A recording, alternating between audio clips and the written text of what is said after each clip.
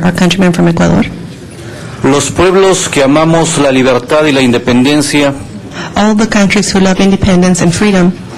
hoy estamos unidos acá en este país símbolo de la libertad, Are united today here in this country, which is a symbol of liberty and freedom, en vísperas de celebrar el bicentenario del primer grito de independencia.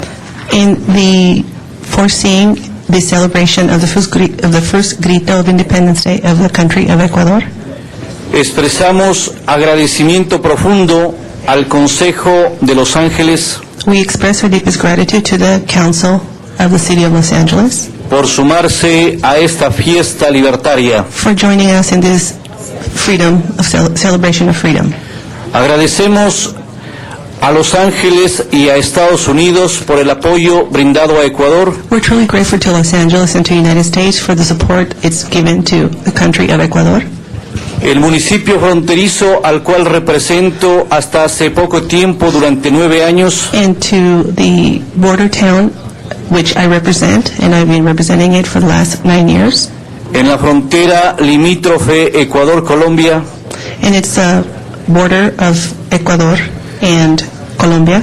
ha recibido muchas ayudas de esta ciudad y de este país. It has received a lot of help from this city and from this country.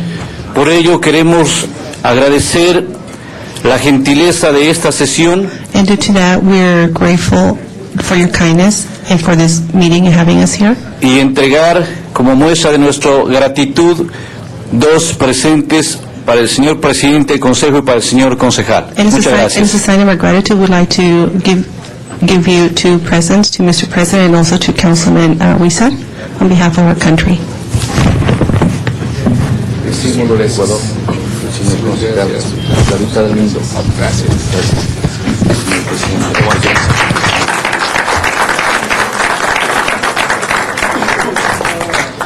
Señor presidente. Gracias, señor presidente. Recuerdo la mitad del mundo. Muchas gracias por recibir. Gracias. Felicitado. Siempre las órdenes, visítenos. Muchas gracias. Well, thank you very much, colleagues. And again, I'd like to invite all Angelinos to come out this Sunday, I believe at 12 noon, a las 12 de la tarde? A las 10 de la mañana. At 10 a.m., 7th and Broadway, we'll have a parade to celebrate the 200th celebration of the independence of Ecuador from Spain. And really, what started a lot of independence movements throughout South America happened here in Ecuador with this call for independence. So thank you so very much, and I congratulate all of Ecuador on its independence. Felicidades. Gracias. Thank you very much, and let me just add as well, thank you to all the Ecuadorian community for their kindness, and thank you for the gift as well. And we're very proud of the strength and the beauty of the Ecuadorian nation, so we appreciate very much and celebrate our twin pillars of democracy between here and Ecuador. So, felicidades y gracias por venir. Our next presentation will be from Council District 7 and Council Member Richard Alarcon, who has 2 presentations today.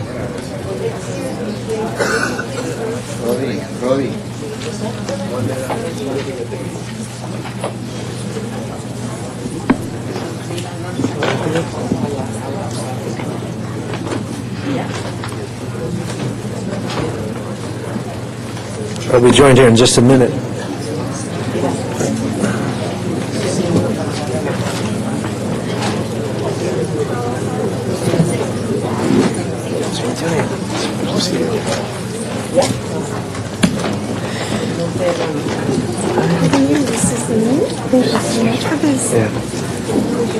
Well, as the group is coming forward,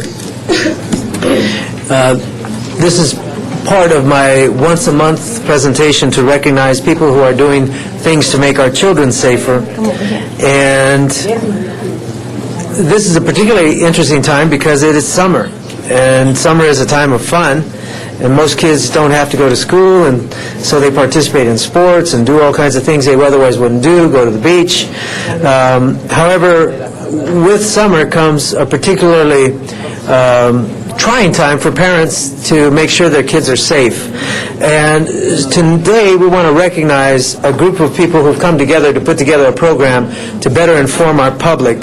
So I'd like to begin with a 30-second TV spot that was produced by ABC. For a lot of us, summertime means pool time, which is why the ABCs of a Safe Summer wants to urge you to learn the ABCs of backyard pool safety. Make sure your pool or spa is completely enclosed by a 5-foot-high fence with self-closing and self-latching gates. The gates should open outward away from the pool to prevent small kids and toddlers from leaning against the gate and opening it. Install alarms on all doors that lead to the pool area and make sure they are locked at all times. These are only a few tips offered by the ABCs of a Safe Summer. To learn more, go to abc7.com. Well, we want to say thank you. We want to say thank you not only to ABC, but the collaboration of folks that came together to be able to provide this information and some other hard copy information to kids and their families to make them safer. So what are the main reasons that people end up in the emergency room during the summer? What many people in the health industry refer to as trauma season. So some of the things that you have to be particularly aware of are relative to the issues of drowning. In summer, kids drown at nearly twice the rate. That's typical for the rest of the year, and that's sort of an obvious one. But bike accidents, more kids on the road mean more kids being hurt. Pedestrian accidents, again, more kids out on the streets walking and jumping out from between cars, quite frankly. And so that pedestrian accidents occur at a higher rate. Burns by things like campfires and kids walking into hot ash or accidents with lighter fluid. So we particularly have to be conscious of what kids are doing around fires. Falling down. I mean, how many kids have you seen with casts? And I just walk up to them and say, "Did you do that skateboarding?" And most of the time I'm right. But fall-related deaths spike in the summer, up 21% over the average during the rest of the year. Another one that you wouldn't necessarily think of is accidental strangulation from wearing hooded sweatshirts, actually getting caught in pieces of equipment or frankly even their bicycle. Strangulation caused about 56% of the 147 playground-related deaths between 1990 and 2000.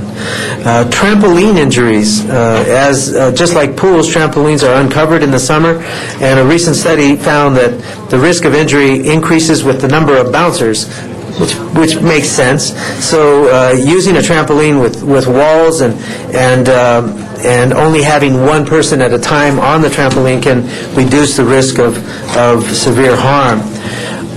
These are the kinds of messages that were presented.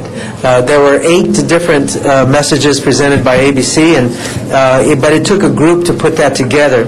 For today's child safety presentation, we are honoring the ABCs of Safe Summer, a program designed to aggressively reach out to parents with tips and information that will keep their children safe during the summer time. This is their 12th year doing this partnership, and I thought it was about time the city recognized you because you're making our police department and fire department's job a lot easier. First, obviously, you just saw one of them, but they also produced a series of informational handouts which are available in both English and Spanish. These include information about heat-related illnesses, including children, and the danger of leaving them unattended in vehicles, water safety, including the use of flotation devices to help the kids, and electrical safety, which includes the possibility of hazards from Mylar balloons. Thirdly, they've worked with their city, business, and nonprofit partners to get the word out to the community. Throughout the campaign, CPR, first aid, water safety courses have been offered. In order to make life-saving information more accessible, the ABCs of Safe Summer partners have developed colorful one-page at-a-glance summaries of CPR, first aid, water, fire, electrical, and heat safety agendas. This is a really great collaboration focusing on safety and showing each of these fine organizations' commitment to the children of Los Angeles. So we want to thank them. But before we present the certificates, I would like to introduce some of the players. First of all, from ABC, we have Teresa Samaniego, Director of Public Affairs with ABC. Thank you so much. Thank you so much, Councilman Alarcon and board members, council members. I really would like to say thank you for this recognition. These efforts obviously are not possible with the support and the collaboration and the help of all of our partners. This is a very labor-intensive campaign, and yes, we've been doing it for 12 years, and obviously the goal of this campaign is to keep our children and our families safe during the summer months. It's a multifaceted campaign, and every single partner here contributes and brings something very specific to the table, and it is obviously everybody's goals to educate and bring awareness to those important issues such as heat safety, CPR, water safety, and again, on behalf of our President General Manager Arnold Kleiner and ABC7, we just want to say thank you for this recognition, and I would like to allow our partners and our supporters to say a few words. Thank you, Councilman Alarcon. Thank you, Teresa. Representing Aetna, we have Blanca Sandoval Garcia. She's the Consumer Markets Business Development Manager. Thank you so much for this recognition. Aetna is very proud to support the ABCs of summer with knowledge, funding, and a spirit of partnership in the communities. We're excited about programs that really make a difference, especially those aligned with to achieve the greater health and well-being of children. Today's studies show that more than ever, obesity is an issue, and the children are struggling with it. So it's critical to set them on a path towards a healthier lifestyle and provide them with the tools, such as these programs on safety, to help them get out there and get active. So thank you once again for inviting us to be a part of this wonderful program. Thank you. And of course, the City of Los Angeles has partners that are involved in this as well, Rec and Parks and DWP in particular. I'd like to ask Mary Bingham, the Principal Recreation Supervisor, and Patricia Delgado, the Aquatics Director for Rec and Parks, to make a few comments. Thank you, Councilman Alarcon. We appreciate and thank you for your recognizing the Department of Recreation and Parks and this involvement with the ABCs of Safe Summer. The city has been involved with this since its beginning, so approximately 12 years.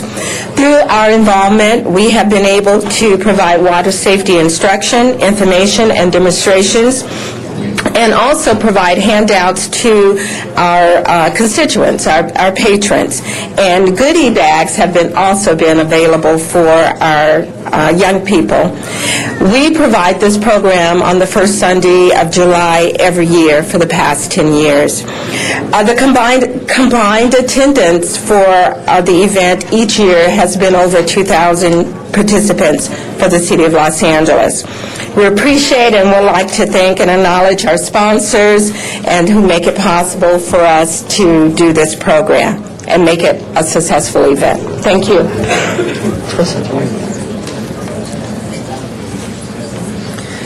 And representing DWP, we have Sherwin Abesami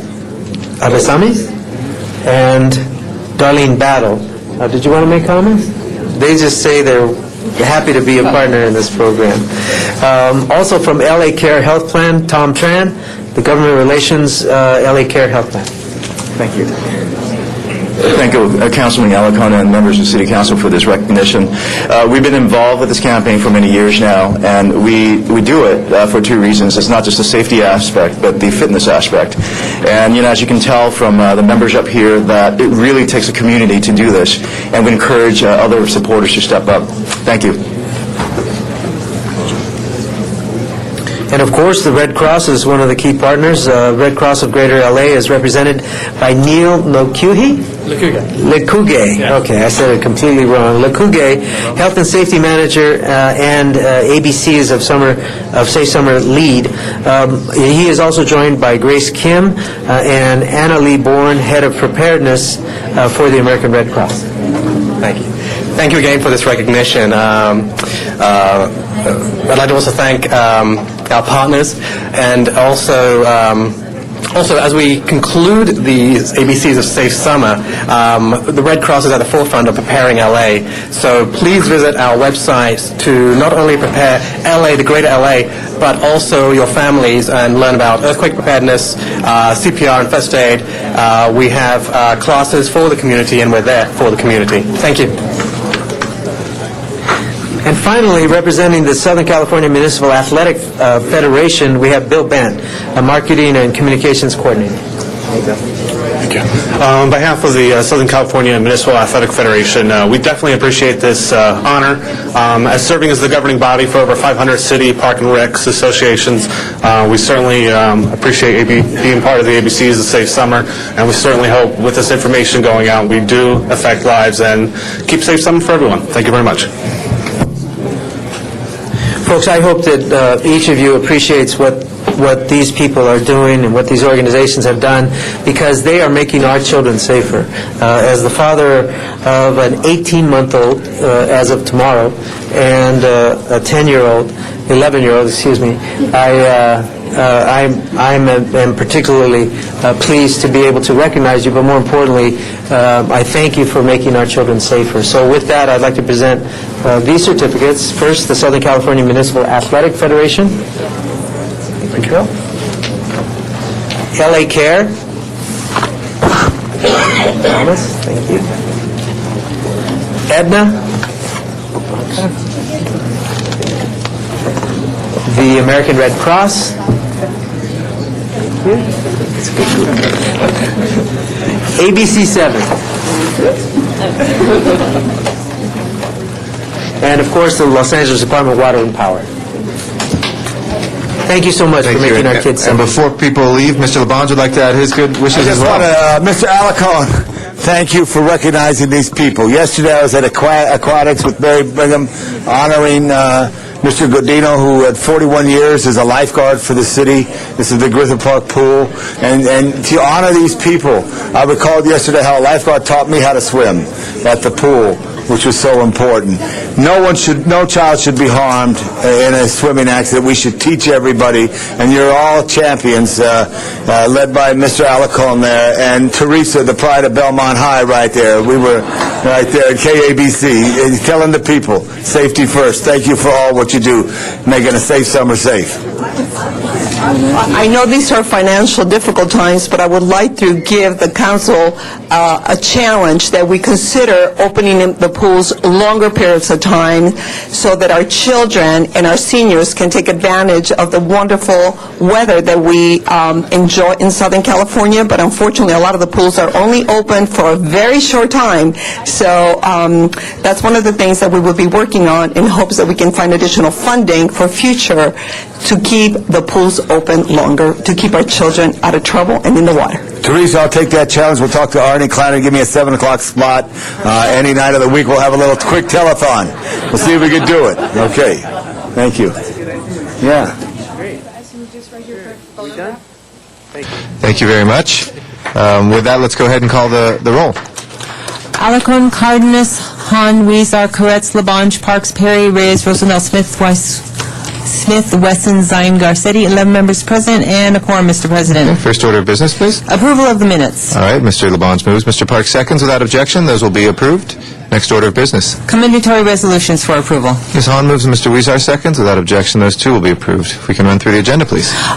Before beginning the regular agenda, there's a request to continue two of the items 1 and 4, a request to continue both of those to Tuesday, August 11th. If there's no objection, we'll go ahead and continue those. Next item. First items on the agenda are items for which public hearings have been held. That would leave 2, 3, and 5 before council. Let's hold 2 on the desk. We do expect 12 members, briefly. 3 and 5. Anybody wishing to call 3 or 5 special? And, Mr. President, just for your information, there are 2 reports on item number 5, and I believe both of them can be adopted. Okay. There's an additional instruction on the jobs. Okay, we'll move both of them then. And if there's nobody who wishes to call those 2 special, please open the roll on items 3 and 5. Close the roll and tabulate the vote. 11 ayes. Those are approved. Next items, please. Next items are items for which public hearings have not been held. Items 6 through 20, 10 votes are required for consideration, and council has cards on 6, 11, 12, 13, and 15. Okay, I have a card on 14 now, too. A few cards, sorry. So let's call 14 as well, special for cards. Anybody wishing to call others special on 6 through 20? And, Mr. President, just for your information also, there's a commissioner on item number 7. Do you wish to hold that on the desk, or do you wish to take this up? Mr. Wesson, I think, wanted to move that on consent. Does anybody wish to hold 7 on the table for our commissioner? It's a reappointment. If not, no, let's not call that special. Ms. Hahn, did you want to call it special? Actually, I'd like to continue item 12 12? Okay, to what date? to the 12th. Okay. That will be next Wednesday, Yes. without And objection. I'd like to call 13 special. Okay, we'll put you down for that as well. Ooh, my hair looks cute on TV. And also, Mr. President, there's an ordinance on number 8. Do you wish to have that go through and maybe reconsider it if there are 12? Let's hold that on the desk, too. We will have 12 members briefly. So with that, let's take up the balance. If nobody else wishes to call any other specials, please open the roll, close the roll, and tabulate the vote. 11 ayes. Those are approved. If we can call the roll for the special meeting, for folks who are here for general public comment, we will be doing the special meeting first, and then we will come back for the public comment after that. Please call the roll for the special meeting. Alarcon, Cardenas, Hahn, Weezer, Koretz, Labange, Parks, Perry, Reyes, Rosendahl, Smith, Wesson, Garcetti, 11 members present, and a quorum, Mr. President. Okay, we have item 21. We'll call special for cards. 22, let's hold that on the desk as well for 12 members. We'll begin our public comment on item number 21. Mr. President, do you wish to recess and go back to the regular? Nope, we'll begin our comments for 21. And Mort Allen is our first speaker. Robert Smith will follow. And after that, we'll go to John Walsh downtown. Is Mr. Allen here? We're taking up item 21 first, colleagues. We do expect 12 members. Mr. Rosendahl will be here briefly. Is this so public comment? When he does get here, we'll try to get to as many of the cards as possible, and of course do at least 10 minutes of public comment to make sure that is addressed. We do encourage folks, if comments have already been said that reflect your point of view in our desire to make sure that we can vote on something today with 12 members, we would ask you to keep those to minimum, but of course you have the right to speak for those 2 minutes up until at least 10 minutes of public comment. Mr. Allen. Good morning. I just want to make a few comments about how great things are going with the new posse in town, our new city attorney, and I think we're getting to the bottom of this whole stuff. I guess most of you read this morning's LA Weekly with the medical marijuana clinics and what's happened with that. But I think the greatest thing is our item today that we're getting into, and I just want you to know that there's a person here that I think is really going to turn the city around. She's standing right over there, Jane Usher. Jane? She came out of the private sector to assist Nooch. This woman has been around City Hall for maybe 30 years. And I think that we're really going to get some action, and I don't want to talk off subject, but we really have to look at everything that's illegal in the city, and whether it's the clinics or whether it's signs or whatever it is, and until we can start enforcing everything that's illegal, we're not going to get any place. But I think with our new sheriff in town, we got a good chance. Thanks. Thank you. Robert Smith is our next speaker. After that, we'll hear from John Walsh in downtown. Good morning. Good morning. My name is Robert Smith with Latham & Watkins. The city is engaged in a process that has included over 10 months of public input, review by the Planning Department, City Planning Commission, and Plum, and various working groups to achieve a proposal that is based on informed decision-making and public input.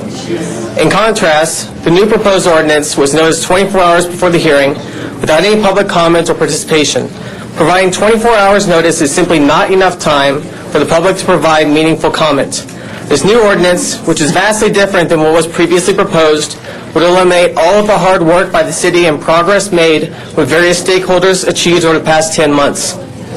As this ordinance is completely different from the prior proposed ordinance, it needs to go back to Planning Commission.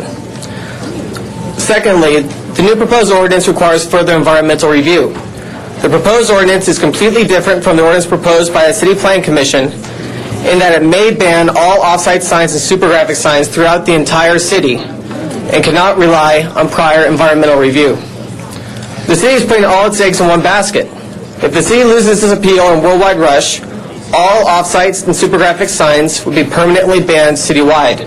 This result is not consistent with what the city was required to do in Worldwide Rush, which only required more specific findings for sign districts and specific plans. Finally, to ensure equity and fairness to projects which were already in the pipeline, we would recommend that you include the transition rule proposed in the previous version of the ordinance to avoid the potential elimination of all proposed sign districts, some of which have been proposed for several years. Thank you. Thank you. Our next speaker is John Walsh, and after that is Arnold Sachs. They're both in our downtown council chambers. Good morning. Look at me carefully. I am a victim of billboard abuse. There are, in the city of Los Angeles, 4 million of us. We have collectively almost 8 billion eyes. It's gotten so bad that the people who can't see at the Braille Institute are complaining about the sizzling noise that comes sometimes from the neon. I am the poster adult for this disease. And I want to point out there's a conflict of interest here at the LA Times, which will be reporting the story, because if any of you want to go to the W Hotel project and take a look on top of the W Hotel project at Hollywood and Vine, there is a gigantic, ugly, illegal billboard on there, which incidentally is under construction. In other words, they're putting billboards up on buildings under construction. The next thing they're going to do, they're going to take monkeys and have billboards on their backs and have them run all over the city. And who is the billboard under construction? Who is the violator? Go right up there at the Hollywood Vine station. It is for the Los Angeles Times. It's been there for 4 months. It is so high that the FAA has made them put a warning blinker sign so that no plane will crash into the billboard. Now, if I'm lying, you go up there and I'll never come back here. If you go up there, because they constantly assault me, HollywoodHighlands.org. You want to find out how long the mayor has? I said he was under FBI investigation, and you found out yesterday in the Times he was. I'm telling you right now, billboards and politicians go together like whiskey and soda, scotch and soda. And this is a half measure. Right on time. Arnold Sachs is our next speaker, also in downtown, and then Ed Wasserman will be our next speaker here in Van Nuys Chambers. Good morning, Mr. Sachs. Good morning. Thank you.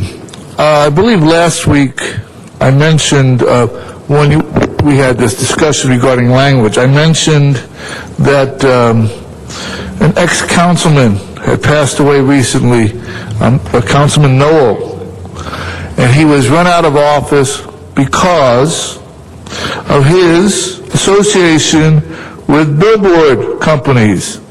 They're claiming here in the article in the LA Times that the billboard companies paid for his vacation to Mexico. That happened 40 years ago. I think the first gentleman spoke about somebody who's been in city politics 30 years. Billboard companies got you by 10 years. It's good to hear that you're going to act decisively after 40 years. After you sold out the public at the convention center fiasco, you're going to create rules.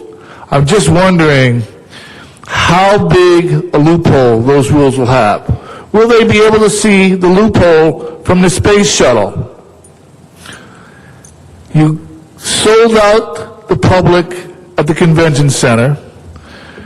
You gave the right that belonged to AEG exclusively to negotiate for billboards at the convention center to their subsidiary. What part of exclusive includes a subsidiary? And for what? Back in November, $2 million. Just last month, 40,000 square feet. Does anybody really, who's sitting on the city council, really give a darn about what goes on in this city? Thank you.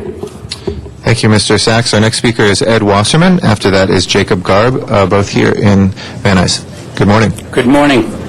Thank you. My name is Ed Wasserman. I'm with Daktronics, a manufacturer of electronic centers for both on-premise and off-premise. I'm also a member of the California Sign Association.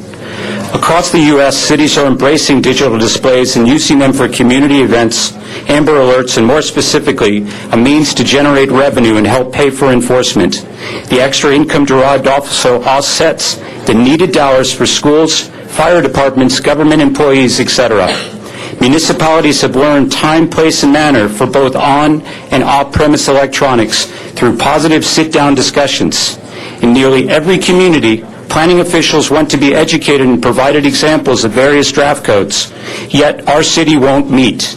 What happened to the blue ribbon panel from both industry and neighborhoods sitting down together with planning and our city attorney to help write or revise the sign codes as directed 60 days ago? What happened to the balance between neighborhood community and the industry? Today's ban on digital signs or super graphics does not solve the problem. The issue has been about enforcement, and this ordinance does nothing to remedy that. The Planning Department disapproves this motion, yet you want to approve a plan that states non-factual information.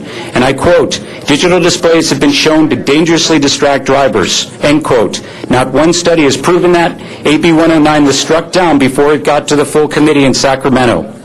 On a different note, Building and Safety has effectively stopped all sign permits within the city, both on and off premise, traditional and electronics.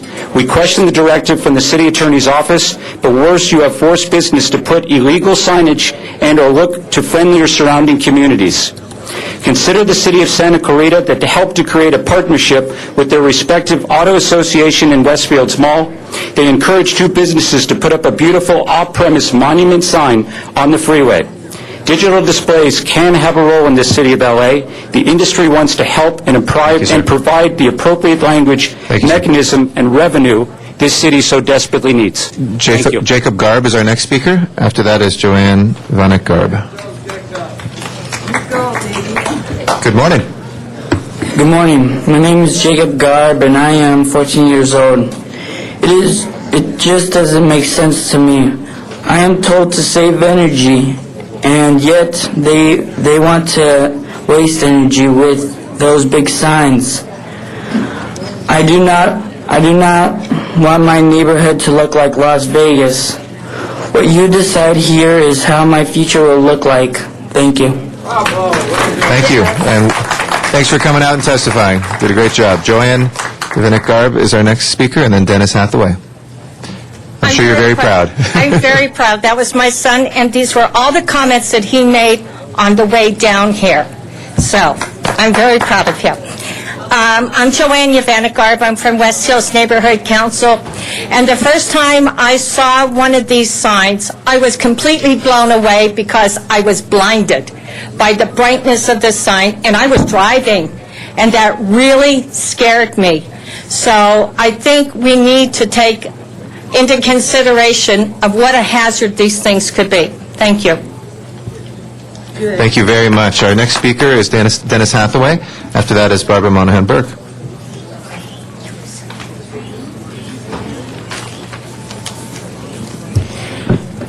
Good morning, council members.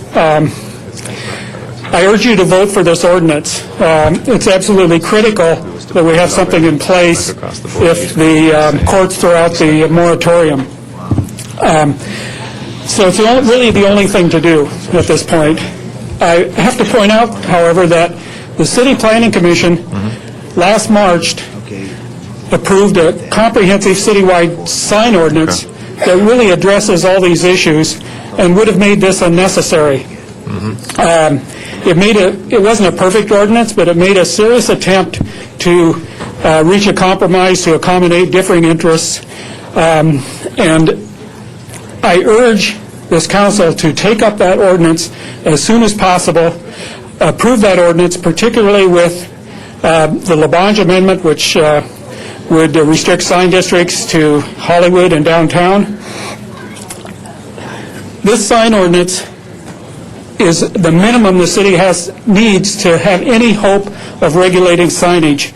And if the city makes concessions to this group or that group or putting up signs on city property, they're just going to open more holes and more avenues for legal challenges. So that said, I urge you, please look at that sign ordinance that was approved by the City Planning Commission and act on it as soon as possible. Thank you. Thank you very much, Dennis, and thank you for your activism. Barbara Monahan Burke is our next speaker. After that is Robert Green. Good morning. Morning, Council. It's great to be here today. I hope it will be a historic day. I represent formally the Studio City Neighborhood Council Board. We have on file lengthy community impact statements on billboards for the past year or more, and we heartily support this proposed ordinance. We have long asked for it, and what it does prohibit. It is time to do this now, and we urge you all to vote for it. Thank you. Thank you. Robert Green is our next speaker, and then Sherry Bonstell. Hi, my name is Sherry Bonstell from Jeffrey Mangels, Butler, and Marlboro. We had Robert Green first, and then you're I next. submitted a letter for Robert Green. okay. He's not yet here, Gotcha. but I just want to make you aware that Okay. he opposes the ordinance. Do you want to speak now? Yeah, can I start again? Yeah, but and just, it's going to come out of your time. We can't have people speak for others as part of our policy here, so go ahead, don't worry. Okay. My name is Sherry Bonstell from Jeffrey Mangels, Butler, and Marlboro. I am here representing In Plain Sight Media and the Roosevelt Hotel, which is located at 7000 Hollywood Boulevard in Hollywood.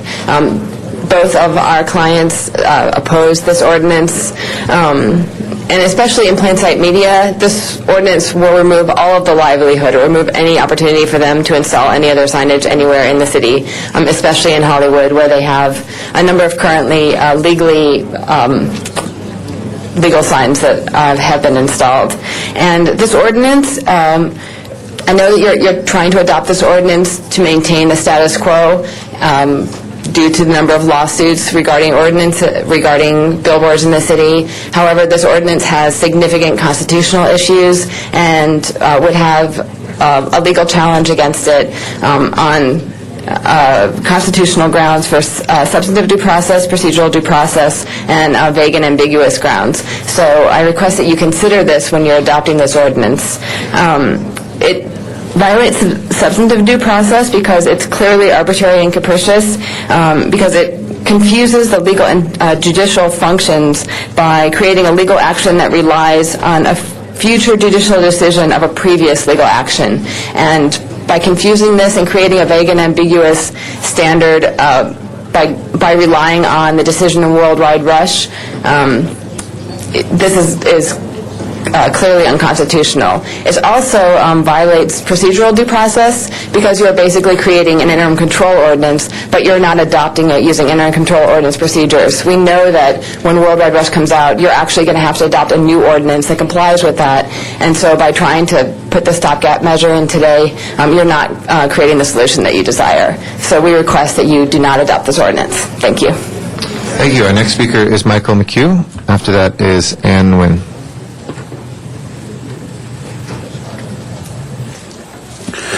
Thank you, Council. I'm very happy to be here today to speak about this issue.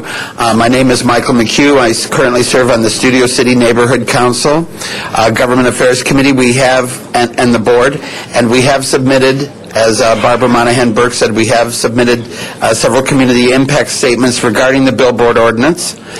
And because this file has a different file number on it, none of those community impact statements are attached, but I want to make sure that Council is aware of them. We've been working very hard and very diligently to make sure that Council understands that we support this measure that's before you today.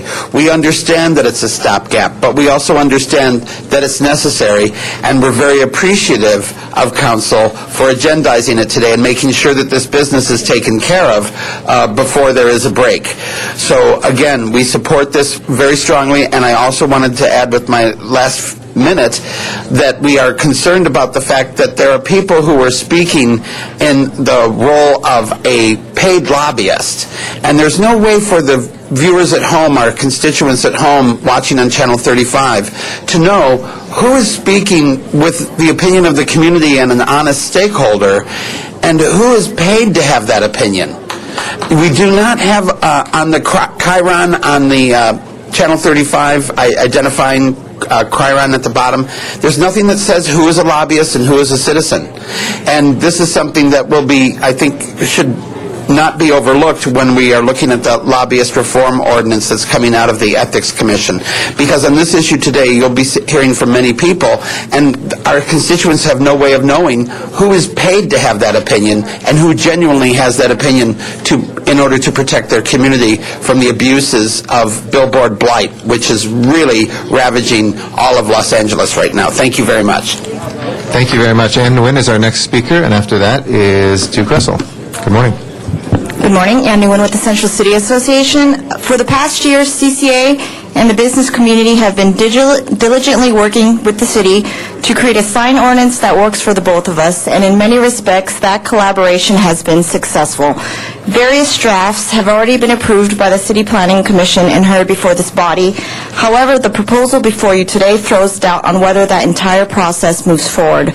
Approval of this emergency sign ordinance sends a negative message to the local business community. That is, it doesn't matter whether you follow the agreed-upon process and spend thousands of dollars preparing the necessary applications. We will change the rules anytime we want to. The fact of the matter is, signage may not make sense everywhere in Los Angeles, but it does make sense in our urban centers such as LA Live and Hollywood. It helps establish a sense of place, draws people to an area, and activates an urban environment. The 2002 ban on off-site signage, as approved by the LA City Council and the mayor, includes a process by which applicants could apply for a SUD for signage. Several SUD applications have already been properly initiated, including the Hollywood signage SUD, which was approved in 2004. Other applications have been filed or initiated in or near downtown, and these applications are presently pending. Under this proposal, all these applications will be thrown out the window. These applicants followed the rules established by this body, and now they are being unfairly punished for it. I urge you to include language in this proposal which exempts pending SUDs from the provisions of the ordinance. Thank you. Thank you. Duke Russell in our downtown. Council Chambers is next. Good morning, Mr. Russell, and then Beverly Kenworthy will be next here. President Garcetti, members of the City Council, good morning. My name is Duke Russell. I was born, raised, educated, and worked in Hollywood. I wish to thank all of you for reconsidering the use of land regarding outdoor advertising signs. I hope you make history by joining city councils in Pasadena, Santa Barbara, and other cities in the country that do not allow education of children via advertising on sidewalks, buildings, and public lampposts. I met with principals of two Hollywood schools that I attended, Jaime Morales of Hollywood High and Julie Kane, Selma Avenue Elementary School. They both want Hollywood to be beautiful again, as do 200,000 people who live there. Let's make world-famous Los Angeles and world-famous Hollywood beautiful again. In a letter to me, Principal Julie Kane said, I will share your information with other principals and hope that someday we have less signage. Principal Jaime Morales, in a letter to me, said, I agree with you. One of our teachers took his classes on a walking tour around Hollywood so they could count the number of ads in 5 minutes. They were surprised that the results of their count was in the hundreds. Now please vote for this ordinance. It will make your future much easier and more helpful. And I do hope that this great news will spread all over the country, that the Los Angeles City Council is joining other city councils. Thank you. Thank you very much, Duke. Beverly Kenworthy is our next speaker. Then Rick Nightingale here. Good morning, Beverly Kenworthy, LA Area Chamber of Commerce.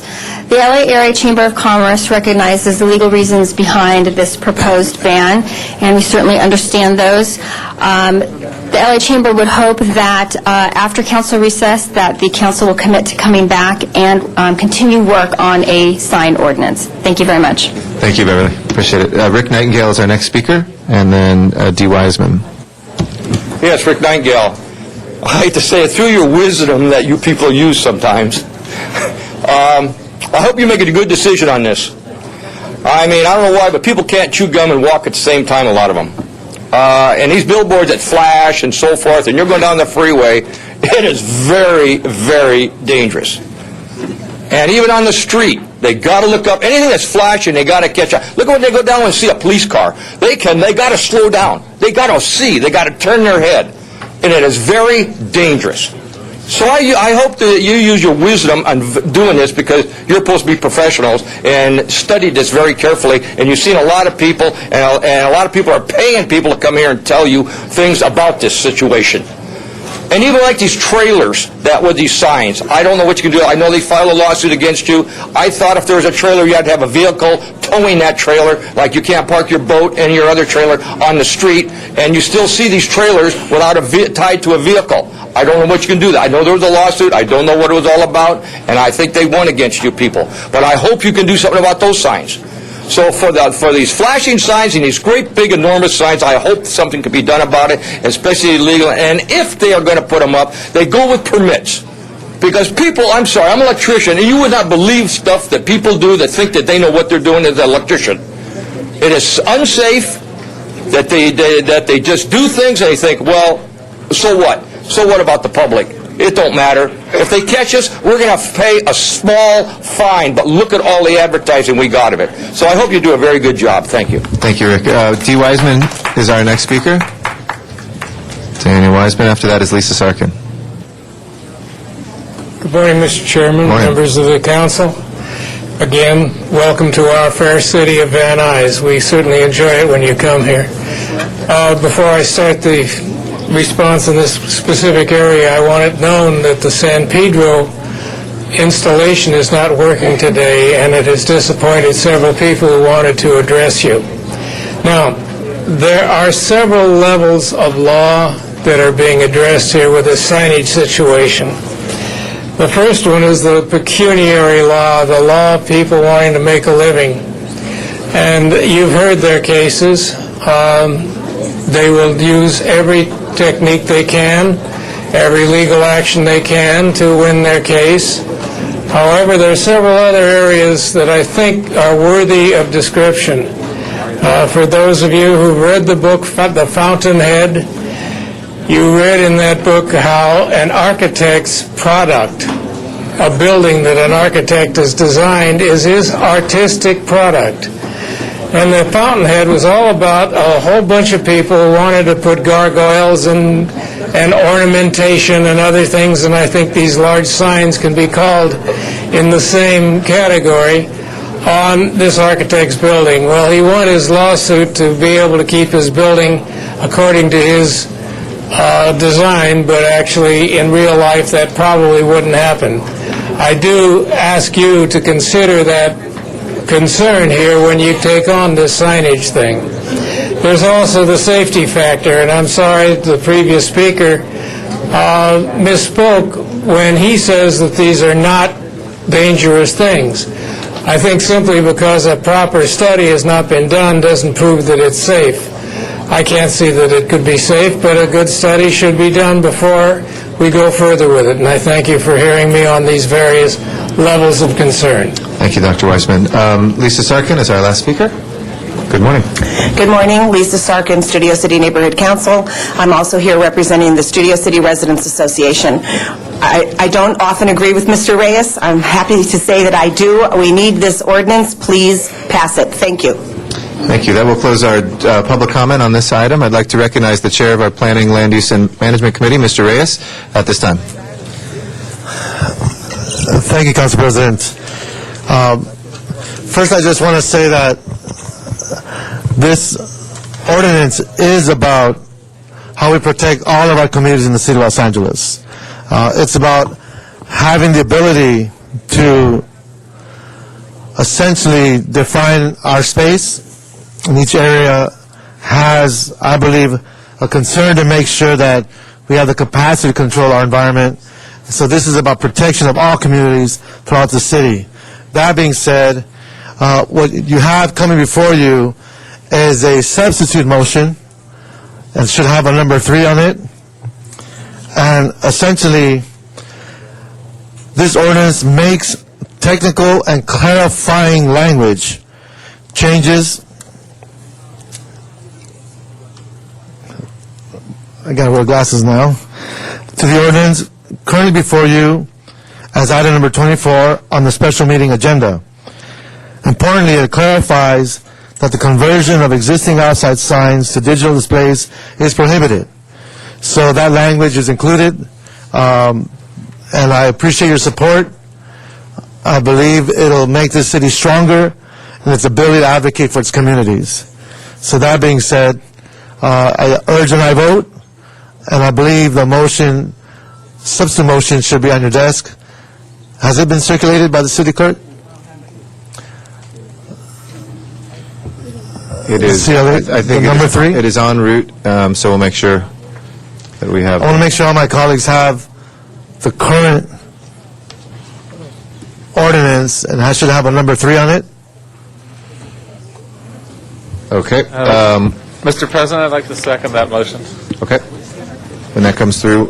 They had the motion right there. Can you give it to the clerk? Number 3? Do we have Let me pass that? Hold on one second. Do we have the motion being circulated, or who has it right now? City Attorney has it? So this is a verbal motion. What you have in front of you, okay, should be circulated, is the ordinance itself. Got you. That's essentially the... So that ordinance that has been distributed, which has been distributed, Mr. Reyes, is moving now as a substitute motion. It's been seconded by Mr. Kretz. Right. Okay. Thank you very much. Mr. Alarcon is our next speaker. I'd like to ask the city attorney to step forward.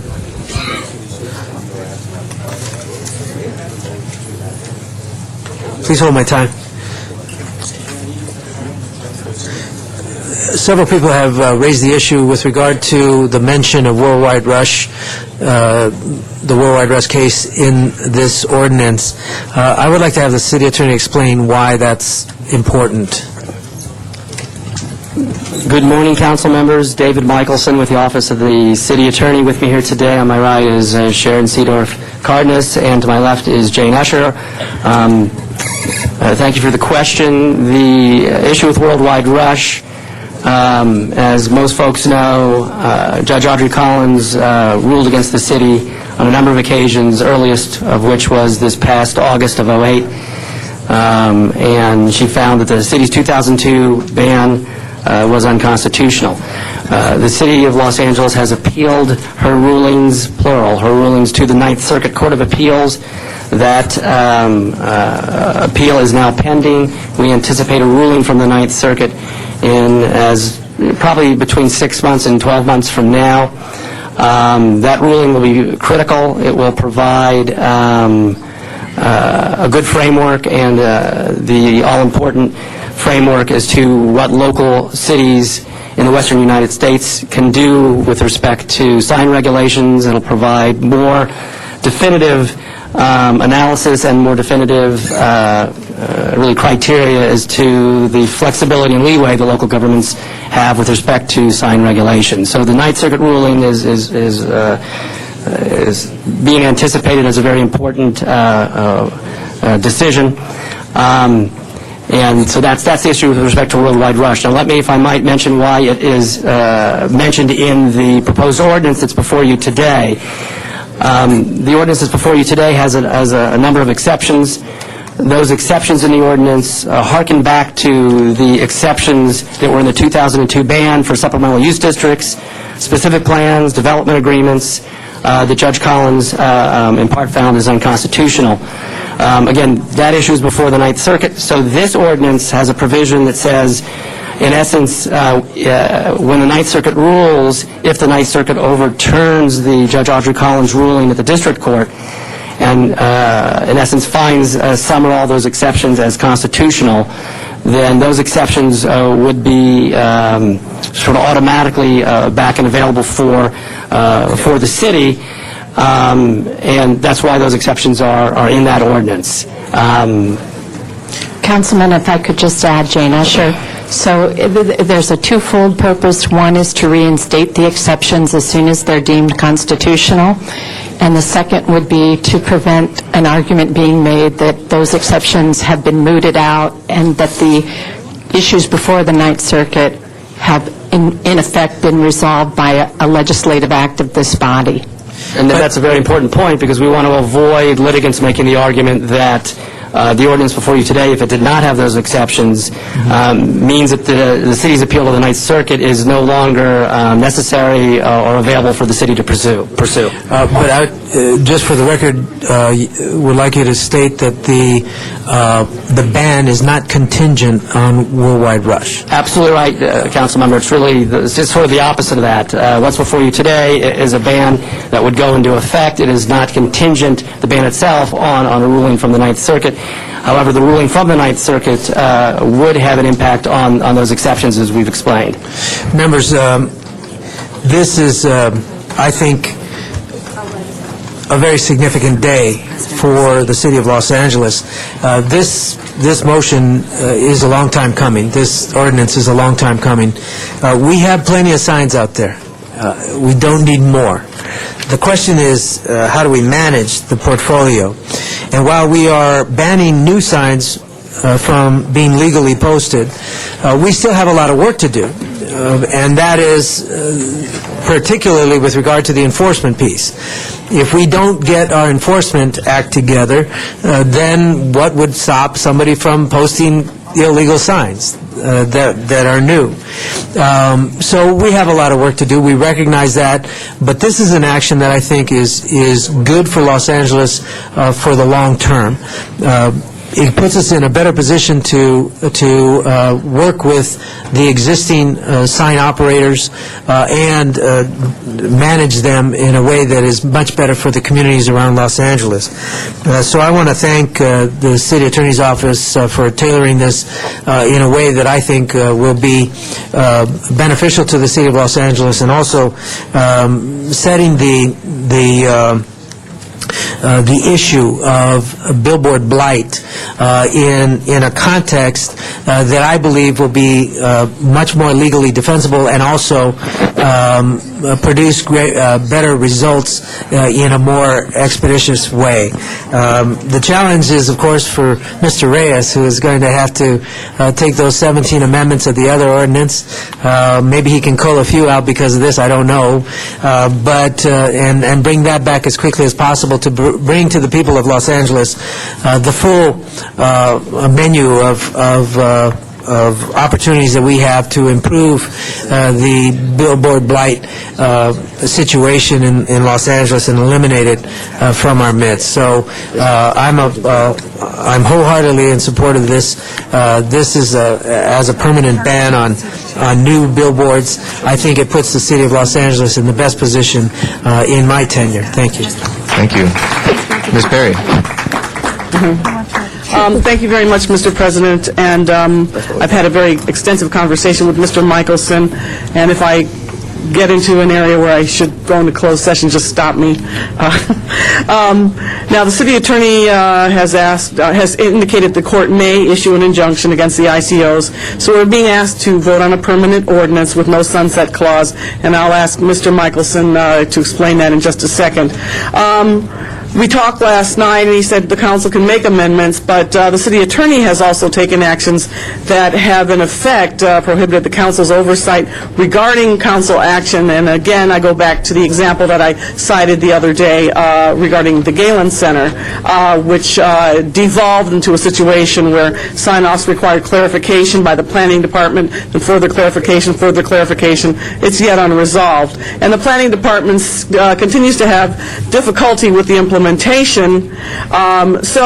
as a policy-making body, in this particular case, we're not using the tools that we have, the careful review, CPC, Plum, and then council for this situation.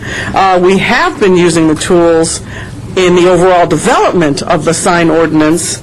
So My concern today is, does a vote today in the affirmative take away those tools for the greater picture, the larger picture? And again, if we need to go into closed session, you can just stop me. But this is being done based on reasoning and a proposed belief or perception that a judge may issue an injunction. Now, I've had experiences on both sides of the fence, and I represent downtown and South Los Angeles. I have an SUD in my council district on Figueroa, and have endorsed signs in limited areas where it makes sense. I've also tried to honor the commitments the city has made through our development process and EIRs as development agreements are reached to give consistency, and I have to stop now, right? Okay. I just have one more point. But I have rejected the use of signs as well. In another case I probably shouldn't cite out in public, a settlement agreement provided us with resources for a park and resulted in the removal of 35 signs on the west side of the city of Los Angeles. So when I was asked to allow additional signs, my answer was no. I'll stop for now and press the mic. You still have 27 seconds. Well, I can't do it in 27 seconds. So. Go ahead. Okay. It's only Mr. Rosendahl in the queue, so go ahead. I'll waive the amount right now. So, Mr. Michelson, and again, judge may issue an injunction based on state law allowing only a 45-day period for an ICO, and per our own policy, ICOs are in place for 90 days, correct? Councilmember Perry, David Michelson with the City Attorney's Office. I am not at liberty to go into detail clearly about litigation risks. It is, though, the case that there is a risk that the district court could rule fairly soon with respect to the motions that are before it, and therefore potentially the ICO that the city has in place to prevent proliferation of off-site signs, supergraphics, and digital off-site could be found invalid. And I'm not going to go into a discussion about the nature of that risk, how much the risk is really present. That would be appropriate only in closed session.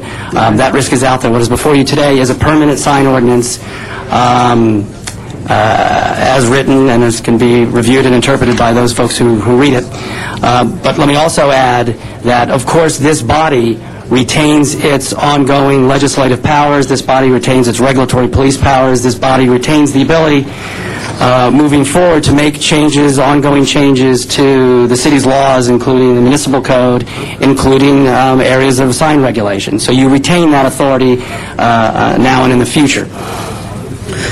The ICO was put in place so we could go through our own policy-making process. Is that your perception or belief? That was one of the reasons for the ICO. That's correct, Councilmember. Okay. And in legal matters in court, and I don't know if you can answer this out in the open or not, we have not prevailed yet in other pending actions. Is that correct? It's been a bit of a mixed bag. As folks know, the City Attorney's Office and the city had a resounding success in the Metro Lights case. In other cases, not so good. But those cases, many of them are up on appeal, as we've discussed. We've had mixed results to date.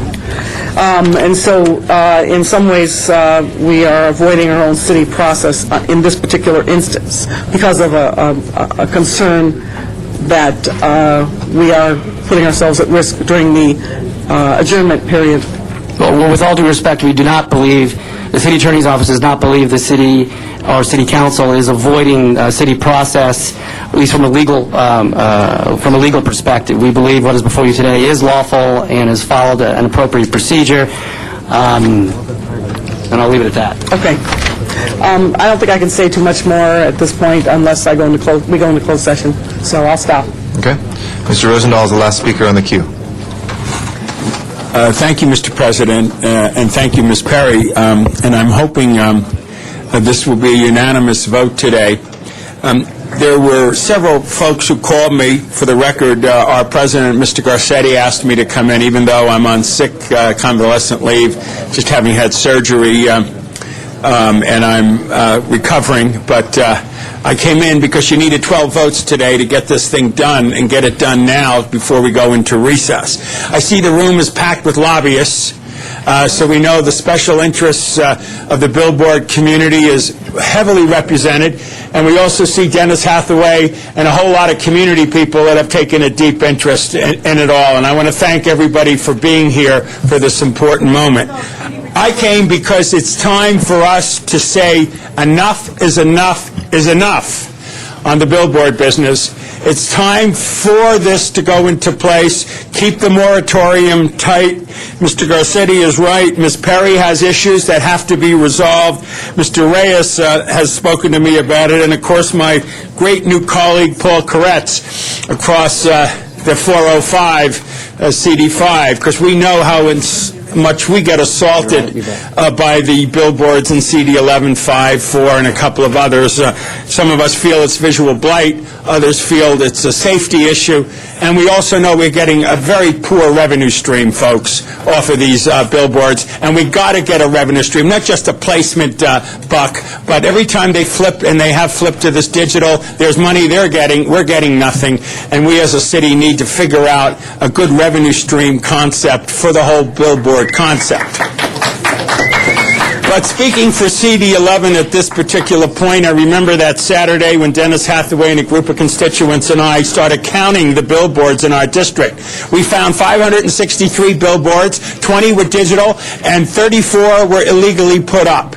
And we put the energy going forward to get a handle on what is in our district and get a better understanding of where we are as a city and where we need to go forward. So I'm here today to hopefully be the 12th vote to move this ordinance forward. Thank you, Mr. President. Thank you. Mr. Huizar and Mr. Weston and Mr. Reyes are on the queue now. Thank you, Mr. President. I just simply wanted to get up to thank Bill for coming up today. We know how you're recovering, and it took a lot for you to come in today, and that shows a lot for your commitment to serve the public. So thank you so much, Bill, for coming in today. Thank you, Bill. And that's what Councilmember Weston was going to say as well. I also did want to point out, as well as Councilmember Rosendahl, that David Michelson from the City Attorney's Office, I want to thank him for being here. He had planned to be on vacation with his family and was scheduled to be, but delayed that at his own expense to be here today. So we thank you very much, David, for that. Mr. Labange, and then Mr. Reyes. I want to follow the great councilman of the 14th, and as a representative of the 4th, thank the great man of the 11th to come all the way in for this vote here, as well as others who worked on this. Thank you, Mr. Rosendahl. Mr. Reyes. Just 2 points of clarity. One is that I want to make sure we all understand that this is a ban. It's not a moratorium, it's a ban. So I want to make that very clear for the record, and to, again, be explicit about the request. So I wish to move that the ordinance marked 3, which should be on your desk, it's an ordinance, be substituted for the ordinance on the file. This ordinance makes technical and clarifying language changes to the ordinance currently before you as item number 21 on the special meeting agenda. So importantly, it clarifies that the conversion of existing outside signs to digital displays is prohibited. So I just want to say that for the record and be very clear about that. I also thank Councilman Rosendahl and my colleagues for their support. Thank you. Thank you very much. Ms. Perry. Thank you, Mr. President. It seems that I am between a rock and a hard place because I'm attempting to resolve some issues. Mr. Michelson has been, I have to say, Mr. Michelson has been absolutely tremendous in addressing concerns and answering questions. And for clarification, just so I make sure that we put this on the record, because it's important to the people in places like the historic core, on Central Avenue, on off-site small neighborhood serving retail, to know that this will not affect them. Am I correct, Mr. Michelson?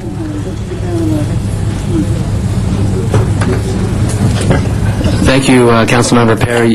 You are correct. This ordinance does not impact or affect on-site signs, so retail establishments who are advertising their business in doing so in an on-site capacity. This does not affect their ability to do so. That is correct. The reason that I wanted you to say that on the record is because some of the neighborhood serving retail spaces at the street level that are struggling to survive, especially now.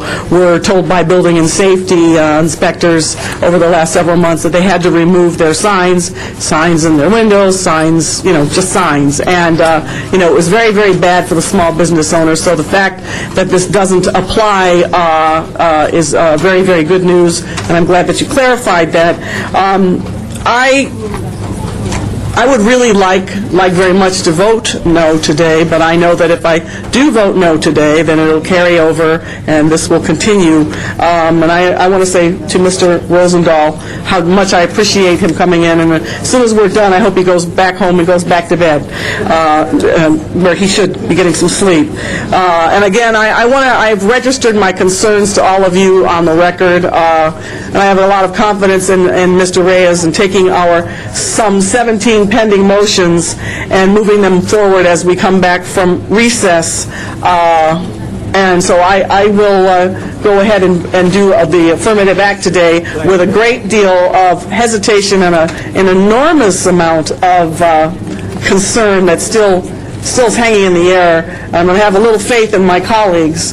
And again, I need to thank Mr. Michelson, because I think without his very pure advocacy, I don't think that I could reach this point today. But I made my points for the record. They're there for public consumption, and I'm ready to move on this. Thank you. Our last speaker is Mr. Chris. Well, this is important because it protects the whole city from billboard blight, but I particularly want to thank my colleagues because CD5 is especially heavily impacted, and were we not to take this action, I would expect to come back from vacation and see hundreds of additional signs all over my district. So I thank all of you, and in particular, I want to thank my hero, Bill Rosendahl, who is coming back after a surgery way earlier than we ever would have asked him to. So on behalf of the whole council and the whole community, we thank Bill so much for being here. Thank you. And with that, let's go ahead and please open the roll. Please close the roll and tabulate the vote. 12 ayes. That is approved. We'll send that forthwith without objection. If we can take up 22 while Mr. Rosendahl is here as well. And, Mr. President, I believe cards have been turned in on 22. Okay, let's recess then the special meeting, go back to the regular meeting. If we can take up item 2 and 8. 2 and 8, please open the roll on 2 and 8. Close the roll and tabulate the vote. 12 ayes. We can go back to the special meeting, and on item 22, Zuma Dog, if you'd like to come forward on item number 22. Is Mr. Zuma Dog here? Item number 22. On item number 22 in the special meeting we're finishing up. Yes, right here. Hello, City of Los Angeles, Zuma Dog, and my qualification is that I'm on the ballot in CD2 in the Valley for Los Angeles City Council on September 22nd. And let's see, I haven't even looked at this yet, but we're talking about the controller. They want to levy taxes and fix the tax rates. And we say fix. I know fixing never means lowers. So right here, City of Los Angeles, right at a time when we're in such an economic crisis, when people are having a hard time making it, when businesses are having a hard time, when we're seeing businesses flee the city, it says here considering levying taxes for the sinking funds for the bonded indebtedness. Wow, you know what? Is it too late to withdraw from the city council race? Who would want this aggravation? We got sinking bonds. The city's taking a much less money. The pension fund is going to absolutely bankrupt and put us in the worst times ever. And now when no one can afford it, they want to levy more taxes. Zuma Dog says no. Thank you. Thank you. Matt Dowd is our next speaker.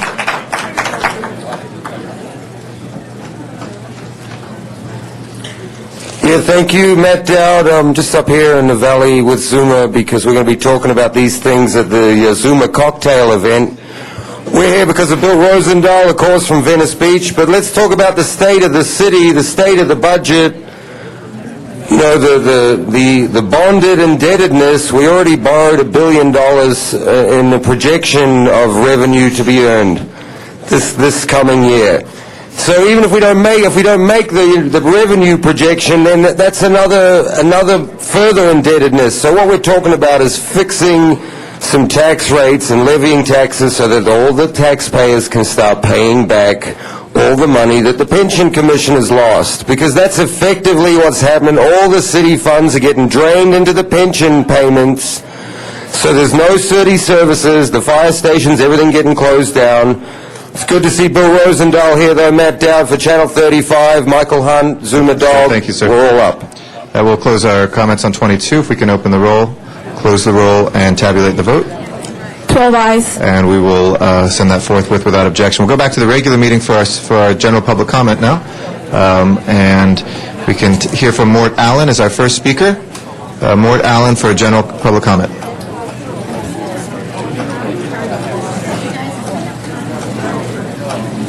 It's okay.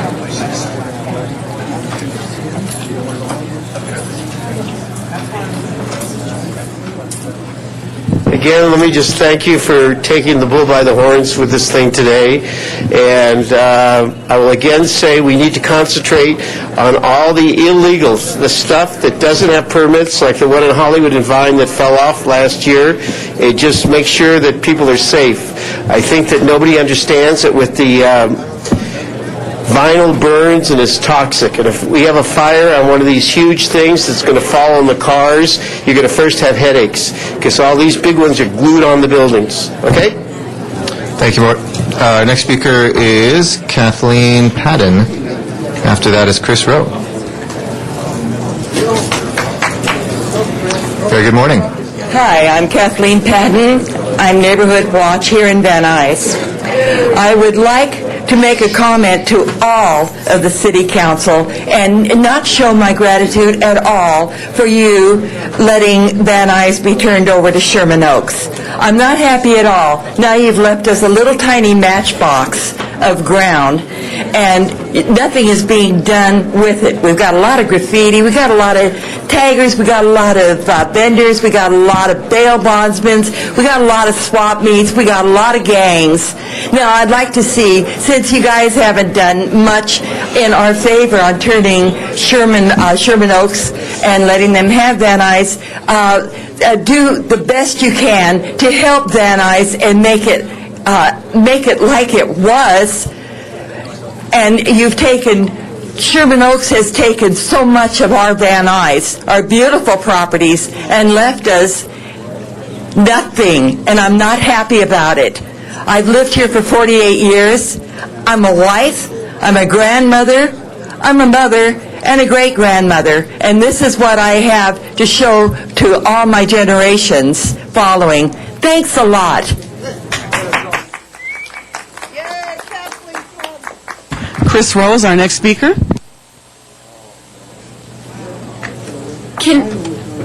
Council President Perry, I need to ask you a question before I proceed with my public comment. I was just told that item number 2 you've already approved without our cards. You haven't taken 2? Okay, thank you. Yes, public comment was already held on item 2. Yeah, but we'll still be heard today for today.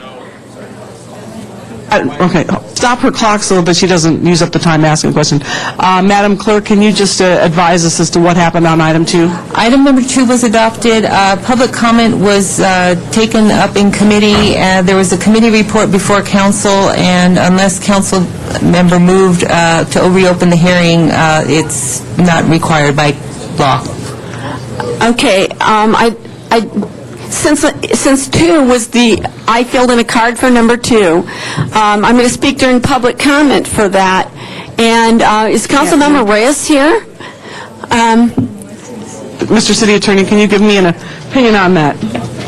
Under the council rules, a matter that was on the agenda should only be discussed at its opportunity to be heard and not during general public comment. But you killed public comment on it.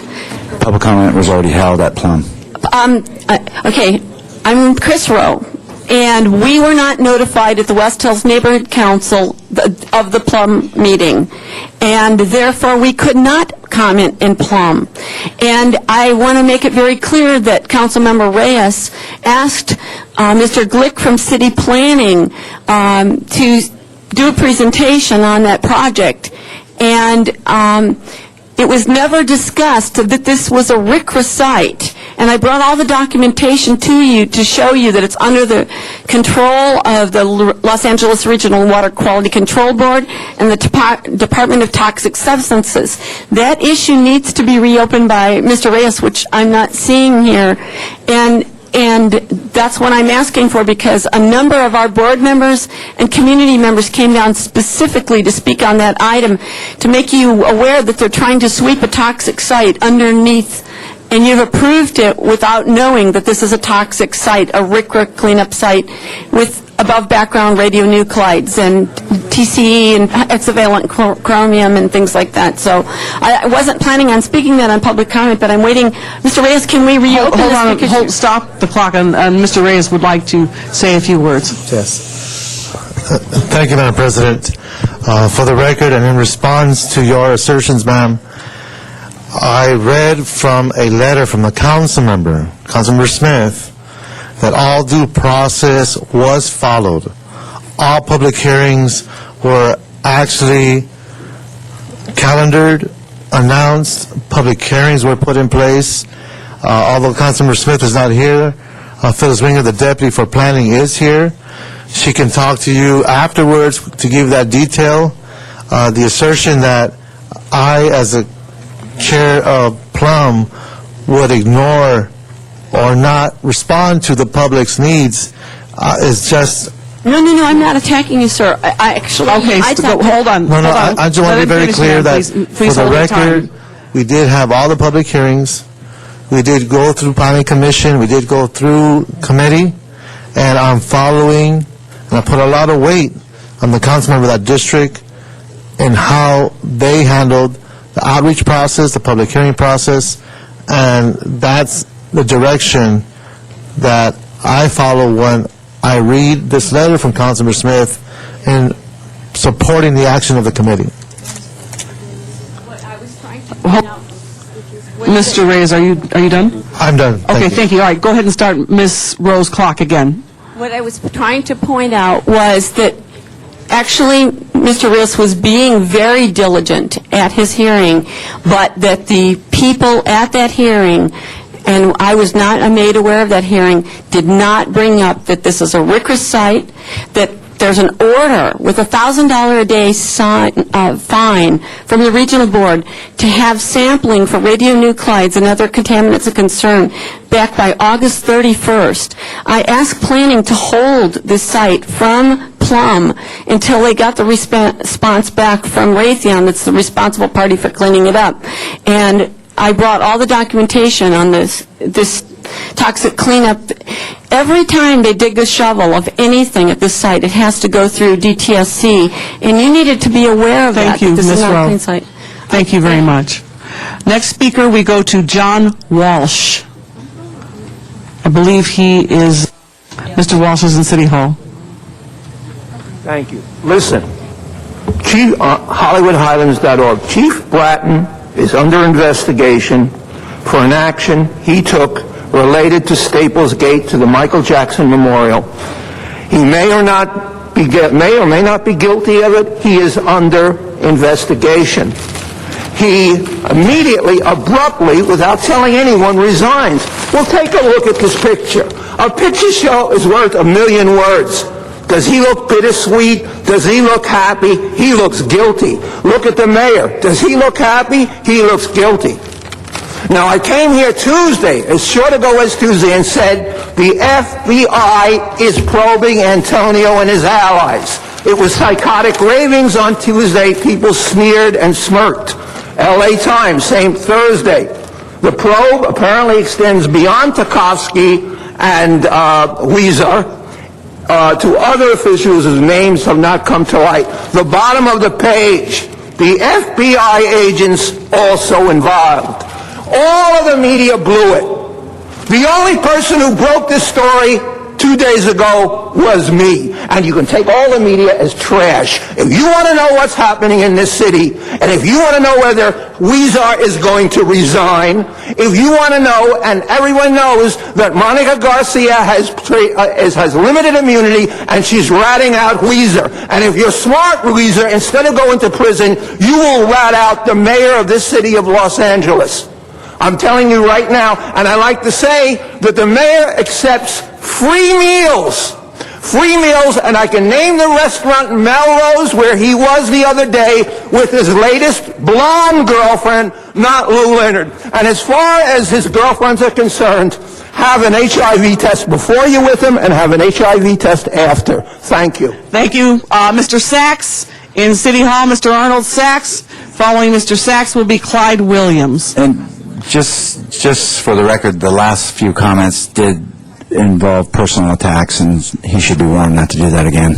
Mr. Walsh, we are giving you and anyone else who's considering making personal attacks a warning. Thank you. Mr. Sachs in City Hall.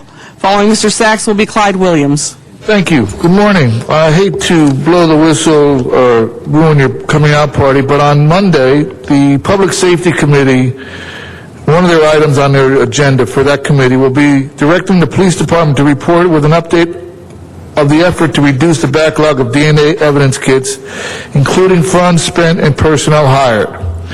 That same article that John Walsh just held up goes on to extol in a little graph decline in violent crime in L.A. Rape percentage change from 2002 to 2008. Percentage change in rape is down 44%. In this article from LA Can, it goes on to discuss the DNA fiasco in LA. It states that in 2002, there were between 1,800 and 2,500 rape kits to be tested. Now, in 2008, there are over 7,000. So, with the decline in rape being 44%, can somebody from City Council or this committee maybe check in to see how the number of rape kit cases has increased almost 300%? I know that that's political numbers, but these are your numbers. Laura Chick did the numbers, revealed in 2002 that between 1,800 and 2,500. She was the controller. So how does the number of rapes go down almost 50%, but the number of rape kits involved raised 300%? How is almost $4 million been allocated for the rape kit testing, not including the $700,000 that was given this year from the City Council, or Thank you very much. Dr. Clyde Williams will be our next speaker. Following Dr. Williams in City Hall will be Walter Bechtel. Dr. Williams.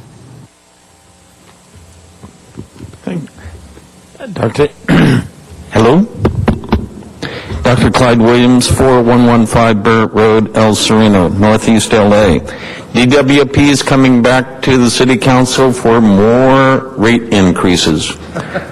More, and more. By the way, they're also wanting to remove the cap on future increases. So there's a thing called the Energy Cost Adjustment Factor, ECAF. Now, ECAF sets the amount that can be increased for each of the rates.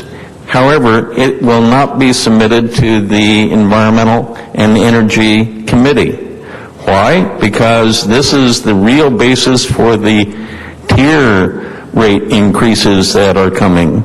Once it's approved or not opposed by the City Council, it will then become a guiding principle for all future rate increases, and there's going to be a lot of them. Every quarter, you can expect a rate increase because the costs of the solar program that's being proposed by DWP and the costs of the conversion from coal to geothermal in about 5 years will greatly increase the costs of providing power to us Los Angelinos. Therefore, we would request that the 245 provisions be invoked regarding the ECAF and that it come to the committee for review. Dr. Soledad Garcia is in San Pedro, and I hope she's listening because she could not communicate to Van Nuys. So she asked me to convey her condolences and request for connections with San Pedro, specifically for ECAF going to the energy Thank you and very environment. much. Thank you, Dr. Williams. Walter Bechtel in City Hall. Is Walter Bechtel still present? Yeah, I think I am. I don't know. I wanted to talk about the lack of information about an item that came on the City Council agenda on Wednesday, item number 13 concerning the Ford Hotel. I just wanted to say something about manners and all the business you guys are talking about with the decorum. I mean, you saw me in the City Council chamber. You should have said, you should have asked me if I wanted to make a comment on that. But I'm not sure what the rules are on that, if a comment would have been allowed, but Mr. Sains over at CDD was supposed to keep in contact with me for all purposes concerning the Ford Hotel as assigned to him by Mr. Vasquez over at the HUD department. He didn't do that. I didn't know that you were going to have any meetings outside of City Council starting the 16th of July, and all this stuff took place, and I wasn't able to put in any public comment at all, and I don't think that's I think that's in violation of council rules too, and the rules for allowing public comment. I know it is. You're supposed to allow the public comment, and not deceive people and have these things going on and not tell them that they're happening. Also, I'd like to say something about Granicus. The Granicus people are not closed captioning. They haven't been closed captioning the archives since the 31st of July.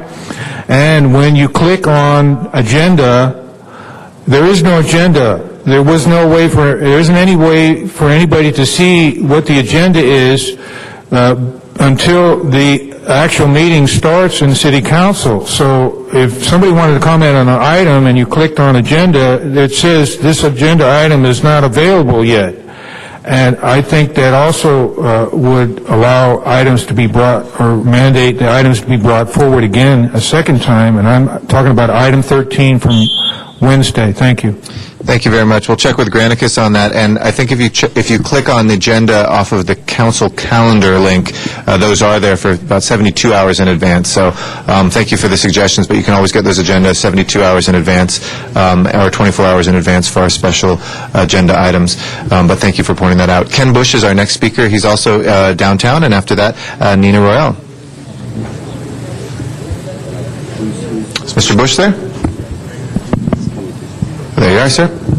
Good morning, sir. Good morning.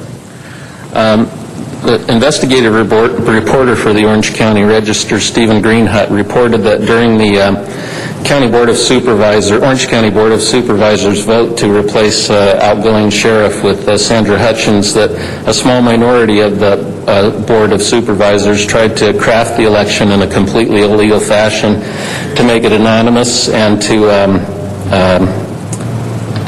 make the tally secret.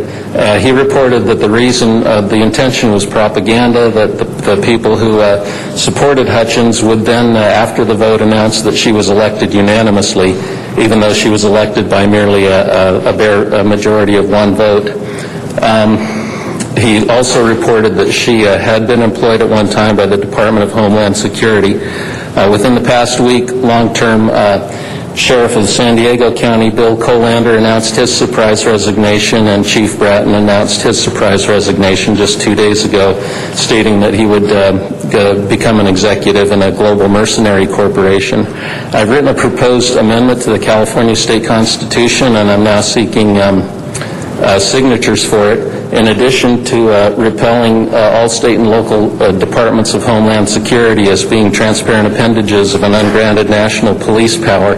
It would also prevent the Department of Homeland Security from taking over local jurisdictions by embedding their agents and subordinates in there.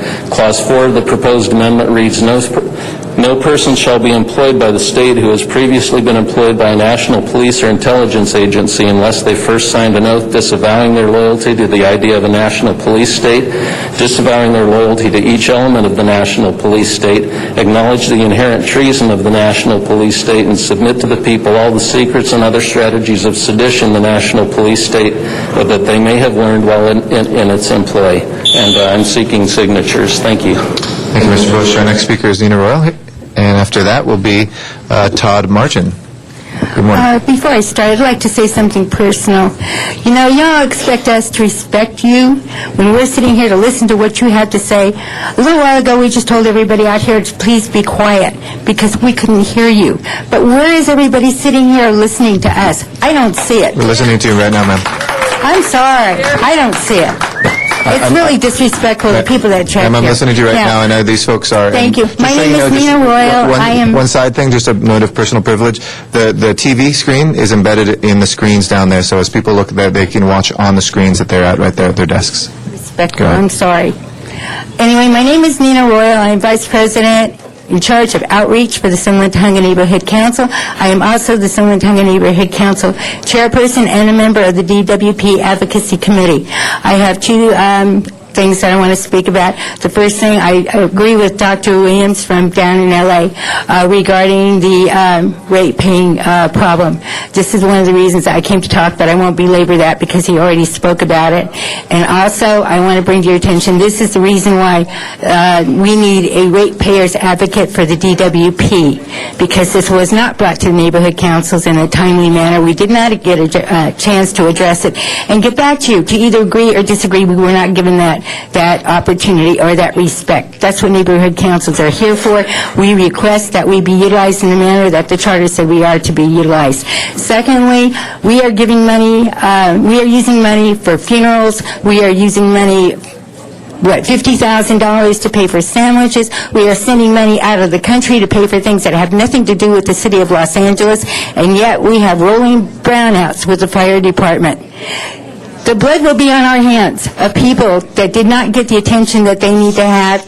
We are coming upon one of the biggest fire seasons, which is September, October through November, when these vehicles are not out and in service as they should be. Everyone's lives are being in jeopardy. This needs to change. If we can find money to pay for funerals and we can find money to send out of the country, we sure as hell can find money to take care of our fire department and make sure that they're there to take care of our residents. Thank you very much. Just as a point of information as well, there was a motion introduced by Ms. Perry and myself. We agreed with you very much to 245, that the DWP action that was taken. So that was introduced today by Ms. Perry and myself. Todd Martin is our next speaker. After that is Barbara Monahan-Burke.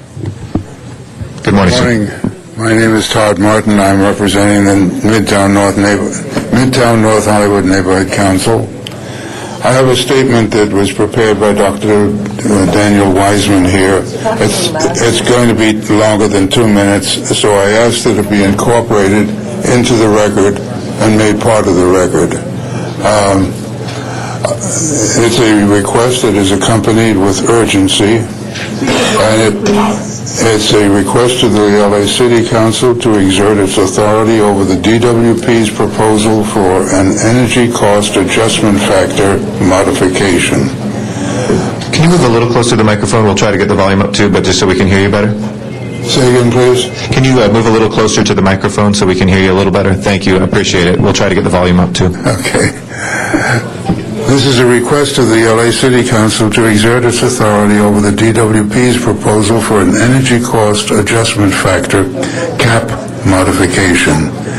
It's a statement that would take me longer than the time remaining to read, so I ask that it be incorporated into the record and made part of the record. We will, sir. And just I'll hold your time. That was what I just announced before you spoke, that we did introduce a motion for that very reason. My apologies, but I am a little bit hard of hearing. No, don't worry. I know it's tough for us both to hear each other today. We'll see if we can correct that, but we thank you very much. And we'll make sure the Sergeant at Arms takes your statement so that we can incorporate that into the record as well. Thank you very much. Thank you. We appreciate you being here, and we appreciate your patience this morning. Barbara Monahan-Burke is our next speaker. After that is Susan Rocha. Hello again. Barbara Monahan Burke, Studio City Neighborhood Council Board Member and designated DWP Committee Member. I am glad that you asked for a motion, and I'm not sure if that passed or if you do it later. But It was introduced today, but we'll take it up next week. Okay, so that's terrific that you're invoking the 245 rule. This is what we would like, and we do not want those caps to be lifted. And I do want you to know, as just a point of information here, Soledad Garcia went to San Pedro thinking that she could be telecast from there, and nothing was set up there to do that. So I don't know if it's supposed to be there or not, but she was unable to telecast from there. So I just wanted you to know that. That was Soledad. Okay? Thank you so much. Thank you, and we'll look into that. It may be that we're in Van Nuys, but I'll check with ITA as to why that happened. We appreciate feedback. Susan Roca is next, and after that is Rick Nightingale.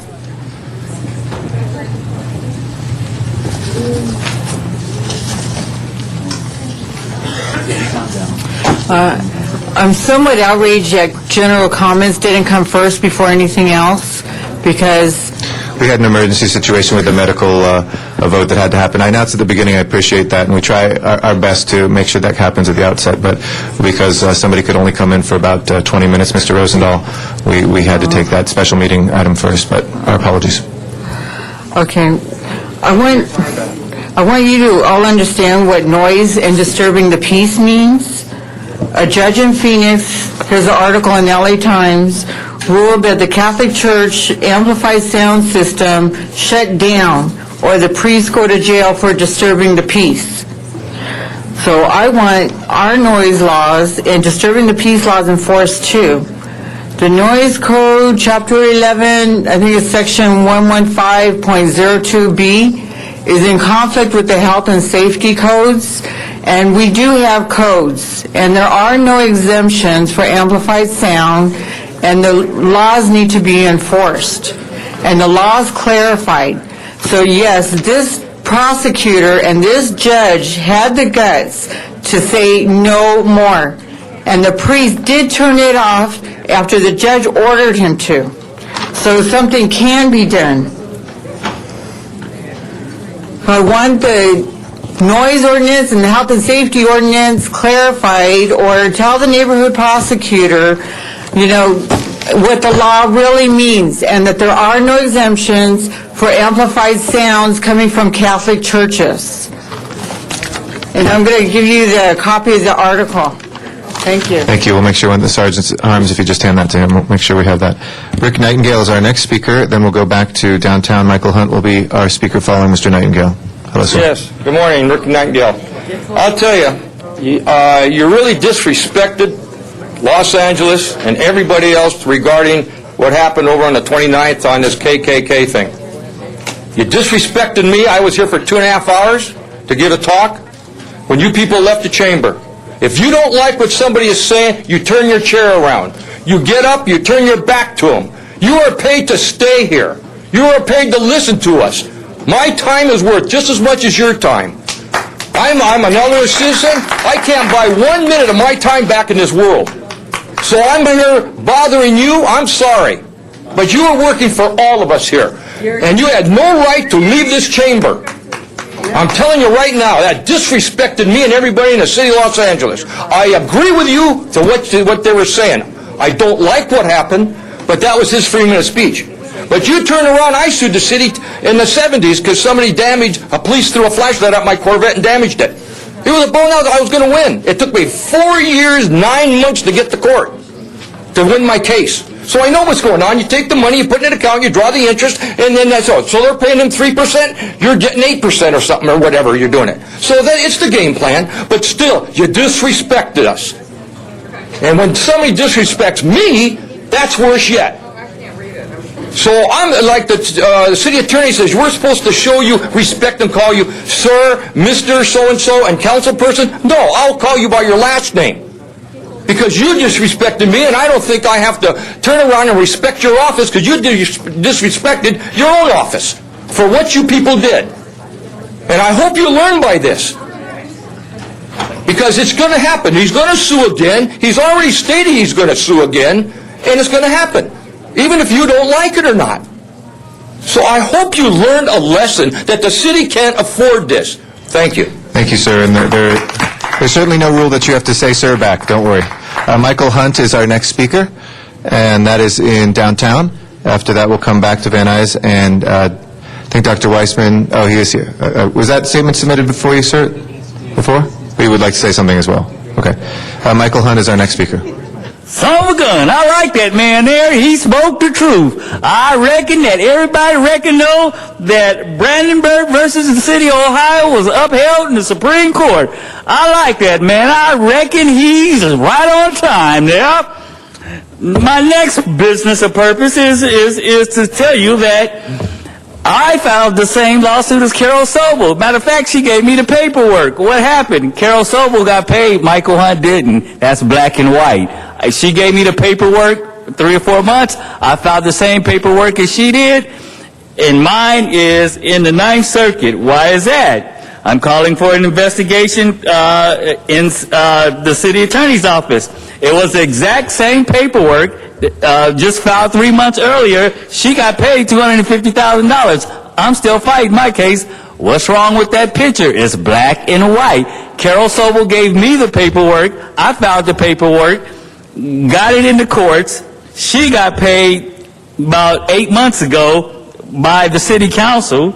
I didn't, and mine is still in the 9th Circuit. It was the same identical exact paperwork. Tell me what's wrong with that picture. I tell you what's wrong with it. We have the Grand Wizard, Mark Brown, and Mike Nagel behind this. They thought that I did the paperwork, but it was the same paperwork that Carol Sobel did, and you can call her and ask her. Her number is 310-393-3055. She gave me the exact paperwork, so I know I just took my name and put it where her clients was, and it was vice versa. And what happened? I tell you, this is a racist city government. You guys need to correct the problem. You guys need to call for an investigation, because I am. The press release, like he said, the lawsuit will be soon filed in federal court. Thank you.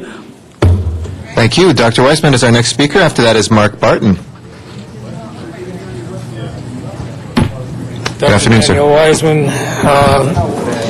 Mr. Garcetti, Ms. Hahn, Mr. Wesson, thank you so very much for being prompt in asserting your authority in this 245 ruling. We greatly appreciate it. What is really happening here is that the Department of Water and Power is taking the energy cost adjustment factor, and I'm saying that very slowly and carefully, and turning it into a bond grade AA maintenance factor. That has nothing to do with their cost of energy.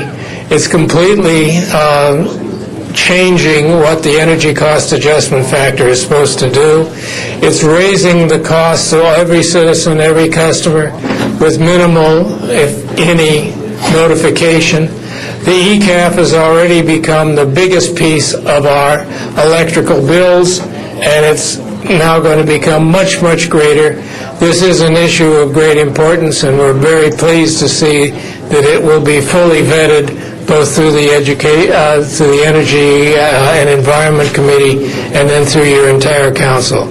I cannot but thank you so very much for this very prompt and I think very appropriate action. Thank you very much, Dr. Weissman.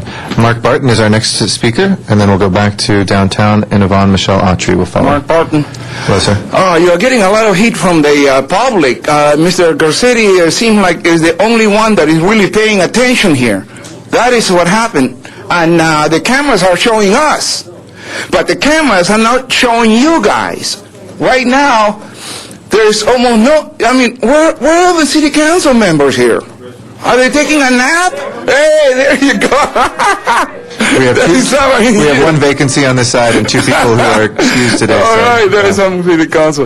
But the thing is, there you go. But it will be very helpful because maybe, one of these days, somebody in the public might come up with something that is very important, and you guys are going to be missing it. You see? But that's the way it goes, I guess. No, but there is you guys are all right. You guys are all right. Now, there's one thing that is also, we're also missing here. On the electronic signs, okay? Now, watch this. If we can track down all the accidents that people have been as a result of the electronic signs, we got it. And have them pay for it. Have the electronic sign companies pay for it. We are getting little or nothing. Okay? And from the electronic sign companies. But there's a lot of people that they have been crashing because they are watching, you know, and nobody knows. Nobody pay attention to that. And that's the heart of the matter. Thank you very much, sir. Appreciate your suggestions. Yvonne Michelle Autry is our next speaker in downtown. And we'll come back, and Matt Dowd will speak here in our Van Nuys chambers. Good morning, Ms. Autry. Good morning. Thank you so much for recognizing me, giving me an opportunity to address the council. I must say that President Garcetti seems to be the most attentive in paying attention to our comments, and I've noticed that in the past years. I'd like to thank you for that consideration, and I hope you feel better, Mr. Rosenthal. And I'm speaking still in support of my colleague, Michael Hunt, because we don't like to waste taxpayers' dollars. Yes, he's going to sue you again because he has not been awarded his settlement. You can avoid wasting the taxpayers' dollars by simply granting him his settlement per federal court judgment, which I would think would supersede your ruling or your prevention of him not receiving his settlement. His attorneys have been paid. He has not been paid. He is a black man. His attorneys are white. Could that be some type of indicating factor? I'd just like to speak against the racism, whether it's fascism, discrimination, whatever it is creating this problem and encourages you to take from the people. That's why he wore that outfit. Like I said on Wednesday, the Ku Klux Klan seeks to disempower people, taking land, taking settlements, taking housing, and in the incrimination process they take as they incriminate. Mr. Hunt does not use drugs. I don't use drugs. We're not involved in criminal activity. So what is the problem? Why are you withholding him from his settlement? This is the same example again, and I have to go back to you, taking the land, the South Farm, taking from the people, whether it's black people, people of color. This is racism. It's institutionalized racism. One example of the Ku Klux Klan burning and bombing financially independent people was like I said on Wednesday, the Rosewood community of black people. The federal government did no investigation, and no one was prosecuted. Again, there were financially independent black people that had maintained a black Wall Street. Again, bombed, burned, massacred. The federal government did nothing to prevent or to prosecute those people. So I'd just like to give you an opportunity to stop this legacy of institutionalized racism and give this man his money. Thank you, Ms. Autry. Matt Dowd is our next speaker here today, and then Zuma Dog will follow also in Van Nuys chambers. Mr. Dowd, would you like to speak today? Yes. See, they won't even let me walk into the shot, y'all, but look. See, Michelle Autry, Yvonne Autry down there, she doesn't understand the depth of the hatred involved with the attorneys and Michael Hunt and this whole thing we've been going through. But see, what you need to understand is that we're famous now. USC do a course on us in political studies. They send students at USC down here to City Hall, to me and Zuma Dog, to interview us because they're doing studies on us because we're that big now. Tell Greg Smith it's Matt Dowd and Zuma Dog at USC that they talk about now. So that's why we're having a cocktail event, because Zuma Dog's now running for city council. He'll be sharing one of these auditoriums with you all. He'll be over here. I think I don't know if you're going to put him as Zuma or in between Rosendahl and Smith, so get ready for that. But I want to invite the city council to one of our events that we're having. We're having a cocktail event because he's running for CD2. Wendy's invited to, down here in Sherman Oaks, September 17. I'll be there, I'll be performing, I'll be playing this beautiful limited edition American Fender Strat built right here in California, invented in 1954. So, Carmen Trutanich, city attorney, not invited. Don't say that. Not invited, and here's why. Because See, he's breaking campaign promises already, so I'm saying everything in reverse for him because that's how it's coming out. He said he's got criminal prosecutions. I don't see them. He said he'd give Zuma Dog a job if he got elected. I don't see that at all. So you're not invited. $20 though for a ticket, and there's an open bar. It's September 17 right here on Ventura and Mammoth. It's going to be a great thing. Zuma Dog karaoke, Matt Dowd. We're big, y'all. We're big. Zuma Dog is our next speaker.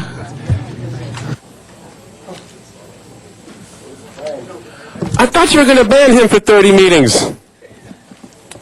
Yes, it's true. My name's Zuma Dog, and thank you to the people in the valley of CD2 for placing the name Zuma Dog on the ballot for City Council 2. Please tell everybody in the community the city's under attack of corrupt politicians, and we need Zuma Dog in that chair to take back the city. And you know, it is no longer considered a speculative, I'm here to say, FBI, questioning members of the community, federal investigation into members of Los Angeles City Council. And just to not make it too uncomfortable, I won't say names. I was on the phone with Rick Orloff. He said, well, gee, Zuma, you know, how come you want to run for city council? So just briefly for the community and council members, 3 years ago, I came in here over an issue at Venice Beach. I thought it'd be a one-time trip. When I came in here, I did not like at all what I saw, the fraud, waste, abuse. You couldn't even walk in the door without having your rights violated. And as I was waiting to speak about Venice through public comment, I heard all the other people talking about their issues, and I was like, what the hell is going on around here? And people say, gee, Zuma, we hear you talk about Venice, but, you know, don't you care about kids? Talk about LAUSD, what my mom's getting kicked out at Lincoln Place, and all the city issues. I got bit by the spirit of the community, and for whatever reason, the focus of my attention over the past 3 years has been nothing but this city. I'm on the phone constantly, sometimes 16 hours a day, very little sleep. I care. What can I tell you? I wish I didn't. So some of the main things people say, well, gee, Zuma, what high school did you go to? I'm voting for so-and-so. They went to my high school. Well, you know what? You didn't have to go to a local high school to say that there's pension money involved in Grand Avenue Project and Wall Street's going south and get the pension money out, and that the city council's not saving money, and SB 1818 and everything I've ever spoken about, it's not because of where I went to high school. It's because I come here because I care to every single meeting, and I talk to the experts, and I talk to the community. Please put me in that chair to represent the community. Thank you. Thank you, Mr. Dog. Miriam Fogler is our next speaker, and then Tanisha Harris. To be a responsible council people, you need to be responsible to the people and the people that are working under you.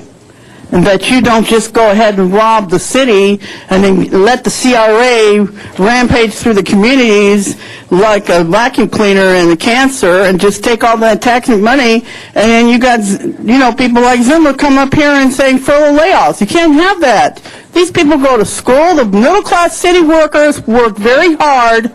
They go to school, civil service tests, and if you want a good enough paying job, folks, you come down here and take the test, just like everybody else. That's just the way it goes.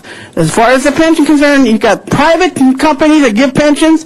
They should be responsible now to be giving the money to putting into the system there, too. It's the same thing everywhere. If the people want a good quality service, then let it be that way. Let's have good quality service given so that, you know, excuse me, you know, I come down here also to talk about the fraud and the waste. And I don't like being attacked by people. Okay, poor people attacking middle-class city workers, and it should be also Department of Water and Power, and it should be your wages, and the management should be cut. Not just the city class workers being cut, but the NOHI, the Water and Power, all these people who are making lots of money should have their salaries cut. So you can't just pick on city workers. I'm tired of that bashing. I'm tired of it. Not taking it anymore. So lay off the city workers. They've done their part to contribute to this for the last two contracts. So lay off of them. They've done their part. Now it's your turn to turn to the police, fire, and water and power. They get 20% more on top. They need to take cuts. Tanisha Harris is our next speaker. After that, we'll go to David Greenwald back downtown. Lay off. Excuse me. If we could ask everybody to please sit down. Ms. Harris is speaking. You're a dummy. Hey, if we could please have order in the chambers, that'll be the last warning. Tanisha Hi, Harris. I'm Tanisha Harris. I'm a resident of Los Angeles, and I'm also Miss Black Los Angeles. I'm here to speak on behalf of the medical marijuana patients. I just wanted to comment on item number 12. I know you guys deferred it. I'm really happy to hear that you're taking some time to consider it. I was recently a victim of attempt to sexual assault about a year ago here in the Valley, and someone tried to they actually were successfully able to drug me with GHB, and I was only able to overcome the post-traumatic stress and anxiety through the use of medical marijuana. Using the edibles and also orally smoking it, I ask that you please consider voting no on Senate Bill 258. I know that Janice Hahn wants to vote no on that. I would like you to please do some research on edibles. We have a lot of conservative patients that do not like to smoke, and that's the only way that they're able to get their medicine. And I just really hope that you guys are not the judgmental type of people to think that cannabis is still a drug. It's not. It's a medicine for a lot of people who need an alternative method. And I just wish that you would please be a little more compassionate and look at the patients as sick people and not as drug addicts. And please vote no on that bill. Thank you very much. Thank you. David Greenwald downtown is our next speaker, then Candido Maras here in Van Nuys Chambers. Thank you very much, City Council, Mr. President.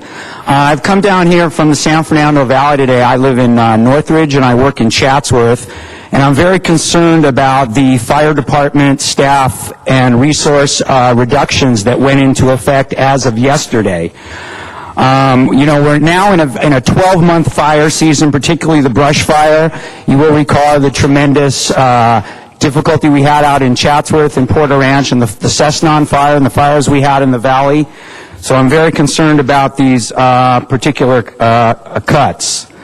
I urge the City Council, the fire department said that they were going to be monitoring this plan that went into effect yesterday on a daily basis, and I hope the City Council will hold the fire department accountable to reporting to them and making sure that this plan does work. I sure would like to be able to find $39 million. There must be $39 million somewhere that they're short in order to get these resources back. I don't think that a 10% across-the-board cut for every single department is the way to work the city. You have to have certain priorities, and public safety, particularly the fire department and the police department, should be at the top of the list. Like I said, I think we need to set priorities. I know it's not politically palatable to cut money from libraries or from parks or from other areas, but I think, again, a 10% cut right across the board is not the way to do it. All of you have been elected to make very difficult decisions, and I think those priority decisions need to be made. I know the rhetoric has been really hot. I know some people have said that lives will be lost, but I think in the long run, I think that's true, particularly in the fall. When the Santa Ana winds come up and the brush fires pick up, there will be an issue. So again, I urge you to set priorities and to see if you can find this money for the fire department. Thank you. Thank you very much, sir. Candido Maras is next. After that is Donna Pearman. Thank you, Mr. President, council members. Again, I want to thank you and welcome you to the heart of the San Fernando Valley, Van Nuys. We've been diced, sliced, and kicked, but we keep getting up on our feet, and hopefully one day the dream, the impossible dream that some people call it, will happen, and we'll be able to revitalize this area.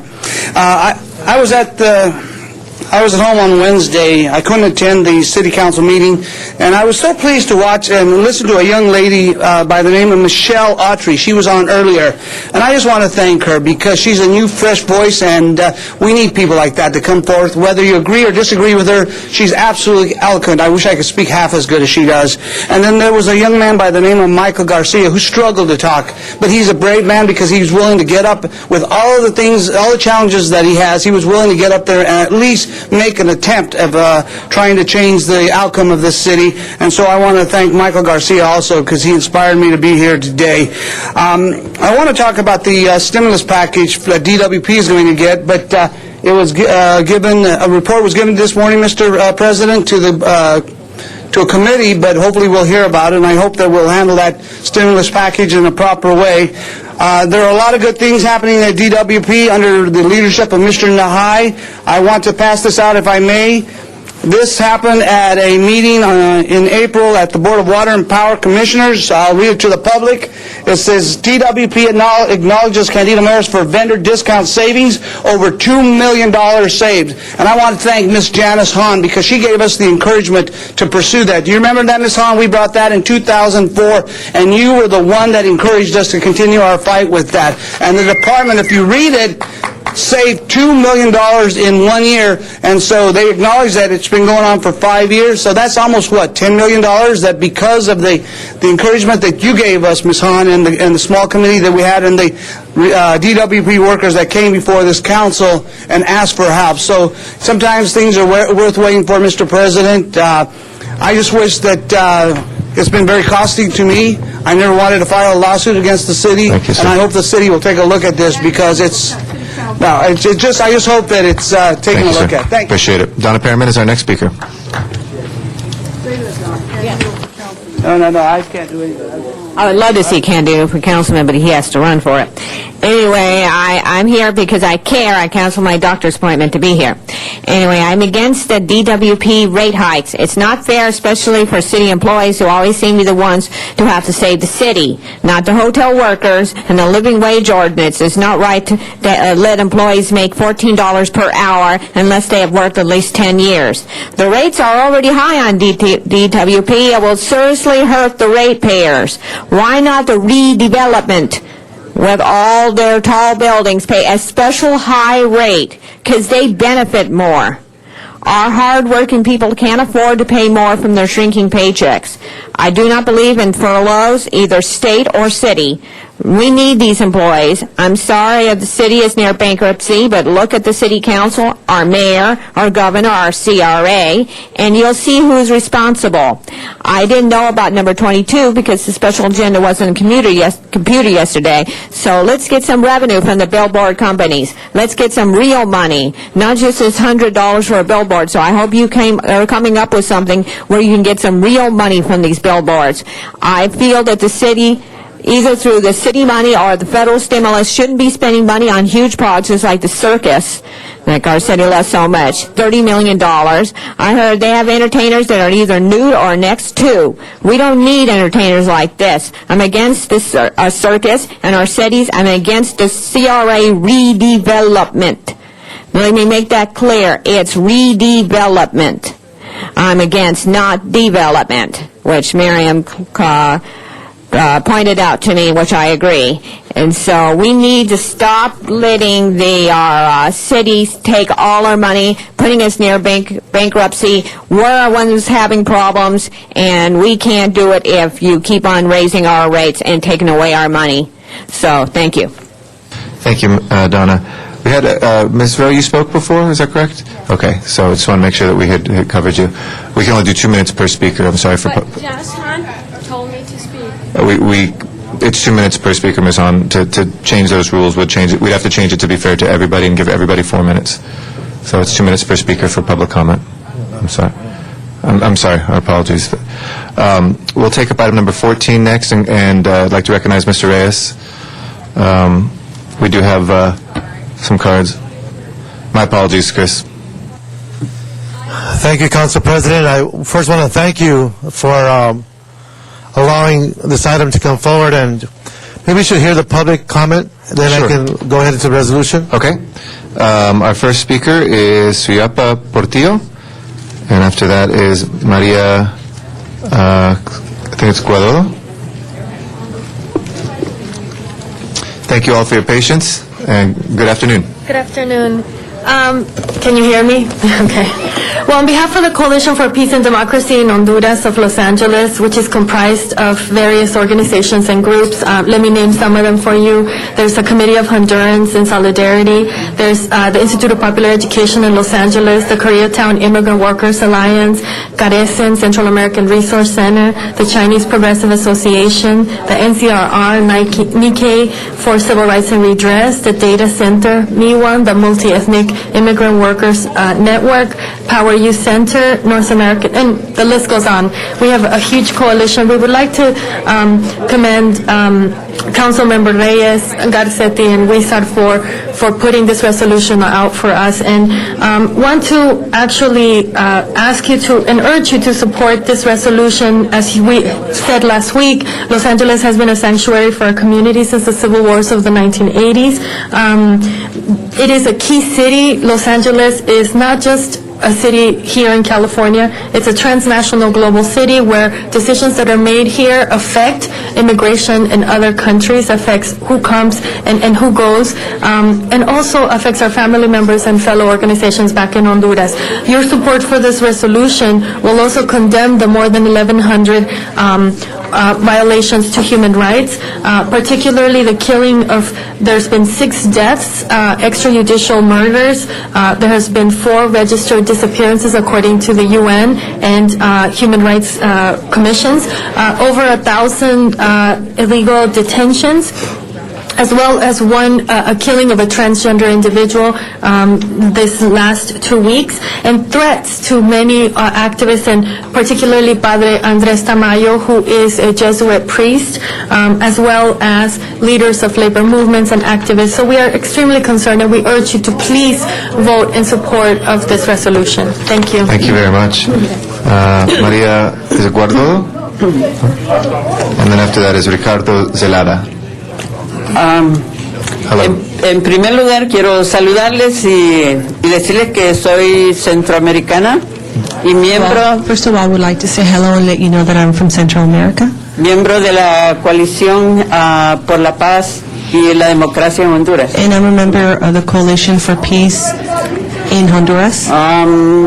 Quiero decirles también que lamento que hayan quedado pocos ustedes para que hablemos sobre un problema bien importante que es el Honduras. Also, I would like to say that I feel very sad that there's a few of you guys here who can converse with us about a problem that is going on in Honduras. Es un problema internacional que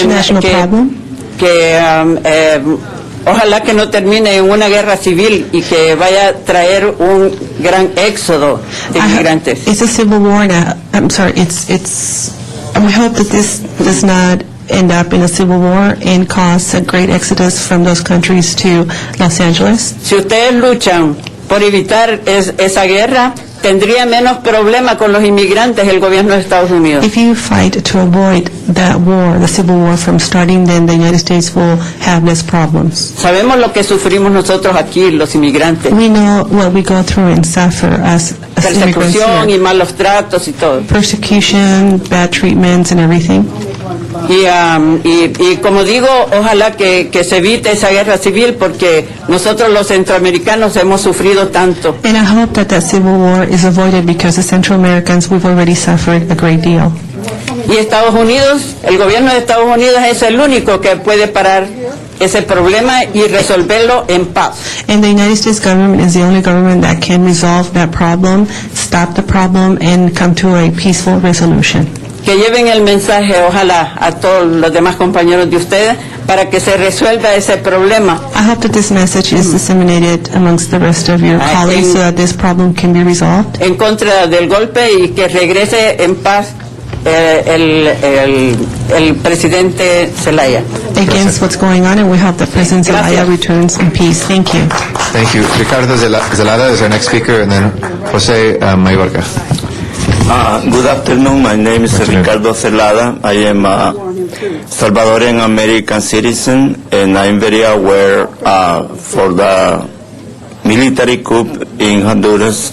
And we know very well that when we have a military coup in one country, is a problem with other countries of Central America. That's why we are very concerned about this situation, and we are asking you to understand more about those problems that we are suffering in Central America, because this is the cause for what many people are coming here as a illegal immigrant or legal immigrant looking for job and looking for refugee in this country. We have experiences about these problems of the Central America. But our concern is that the government of United States all the time is behind these military coups in every country. And we have experience about the war in Central America and in all the countries of Central America.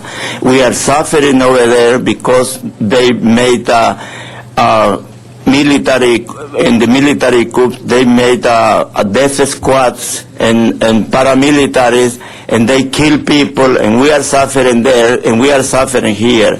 That's why I asked you last time where we are going to live, where we are going to have a right to live, where we are going to have right to work, to be legal in our original countries or here in the United States, because the police in this city in Los Angeles, they beat us in the May Day because we were asking for you for a new law about the immigrant rights. Thank you, sir. Thank you very much. Jose Mayorga is next. After that is Carlos Mejia. Buenas tardes. Good Buenas tardes. Mi nombre es José Mayorga. My name is Jose Mayorga. Soy miembro de la Coalición por la Paz y la Democracia en Honduras. I'm a member of the Coalition for Peace and Democracy in Honduras. Como ciudadano hondureño, as a Honduran citizen, esta tarde le traemos a los compañeros miembros del concilio this afternoon we present to you, members of the City Council, la preocupación por la violación a los derechos humanos the concern for violating human rights y los crímenes de lesa humanidad and the crimes that occur against that human rights que está cometiendo el gobierno de facto y golpista en mi país, Honduras. In my country, that's Honduras. Y pedimos a los señores concejales and we ask you gentlemen and ladies council people presentes en esta audiencia who are present here at this meeting aprueben una resolución pacífica to approve a peaceful resolution en favor de la restitución in favor of the restitution de la democracia of democracy y la paz en Honduras. And peace in Honduras. Muchas gracias. Thank you. Thank you very much. Carlos Mejia is next, and after that is Pedro Gutierrez. Buenas tardes, apreciables representantes del pueblo de Los Ángeles. Good afternoon, esteemed representatives of the City of Los Angeles. Agradecemos la oportunidad que se nos da para poder expresar nuestras intuiciones hacia ustedes. We're very grateful of the time that you're giving us, and we appreciate your listening into our comments that we would like to express here to you. Estamos por las mismas razones de los compañeros anteriores. We're here for the same reasons that our previous colleagues presented to you. Yo como hondureño americano tengo la preocupación grande. As an American Honduran, I have a very, very big concern de la violación de los derechos humanos en mi país. Due to the violation of human rights in my country. Y estamos pidiendo con preocupación su solidaridad para restituir la democracia de nuevo. And we're very concerned, and we are asking for your solidarity so that we can reinstate democracy once again. Y que no nos abandonen. We don't want you to abandon us. Estamos preocupados porque puede haber de nuevo una ola de inmigrantes hacia este país. We're very concerned because once again we may have a wave of new immigrants coming to this country. Por esa razón estamos organizados en esta coalición por la paz y la democracia. This is why we're organizing ourselves in this and joining this coalition for peace and democracy. Espero un voto de apoyo a una resolución favorable hacia nosotros. I hope that we get a vote to this resolution that's favorable to us and what we're asking. Y quiero darle las gracias solamente por haberme escuchado. And I once again would like to thank you for your attention. Thank you very much. Muchas gracias. Pedro Gutierrez, and then we have Rolando Sarmarón. Buenas tardes. Buenas tardes. Soy salvadoreño y también un votante de esta ciudad. Good afternoon. I'm Salvadoran. I'm also a voter for this city. Me uno aquí a los compañeros, ya que como hermanos centroamericanos I join here my colleagues because as Central American brothers, hemos sido de la misma persecución, de la misma represión, we have suffered the same persecution and repression.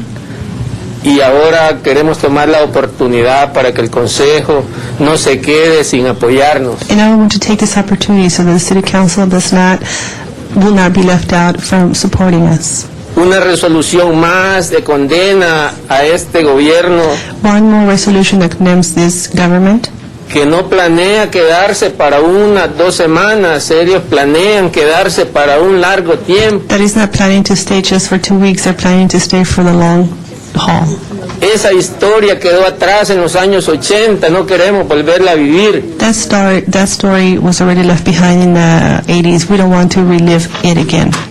Llegué a los 17 años donde se me cortaron mis aspiraciones. I arrived at the age of 17 where all my dreams were cut.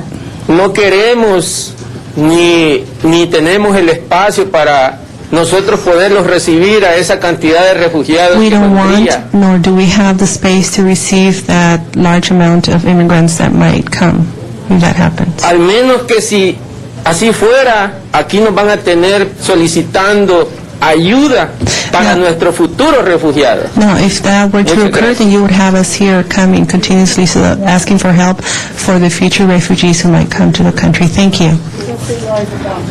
Thank you. Rolando Salermo.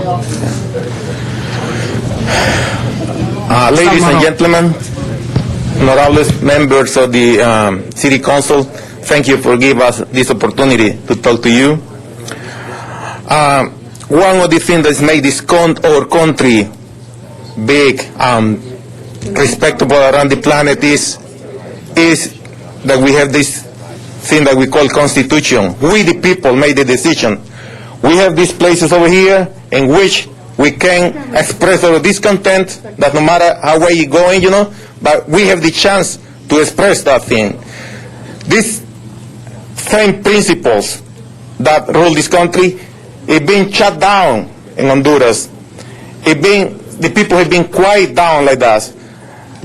The president that was elected by the people, by the consent of the majority of those people, close to 5 million people in Honduras, suddenly these people that decide, that they have the right to do this, just overthrow whoever they want over there, shut down the sentiments of these people. So this is being repudiated across the planet for all the global community. It's being said, no, we are not in the past. We evolve. We are in the next step of evolution in which the human rights are respected. So this is because we are here. Please join to the international community and repudiate this assault to the democracy, because now it's over there, but if we let these people going, it can happen at our democracy over here. So it's very important to send a message. The people is first, and the people have to be heard, and the Constitution has to be respected. So please, we appreciate your support, and I hope that it's going to be the right decision for us. Thank you. Thank you very much. Last speaker on the, Mr. Matthew Dowd.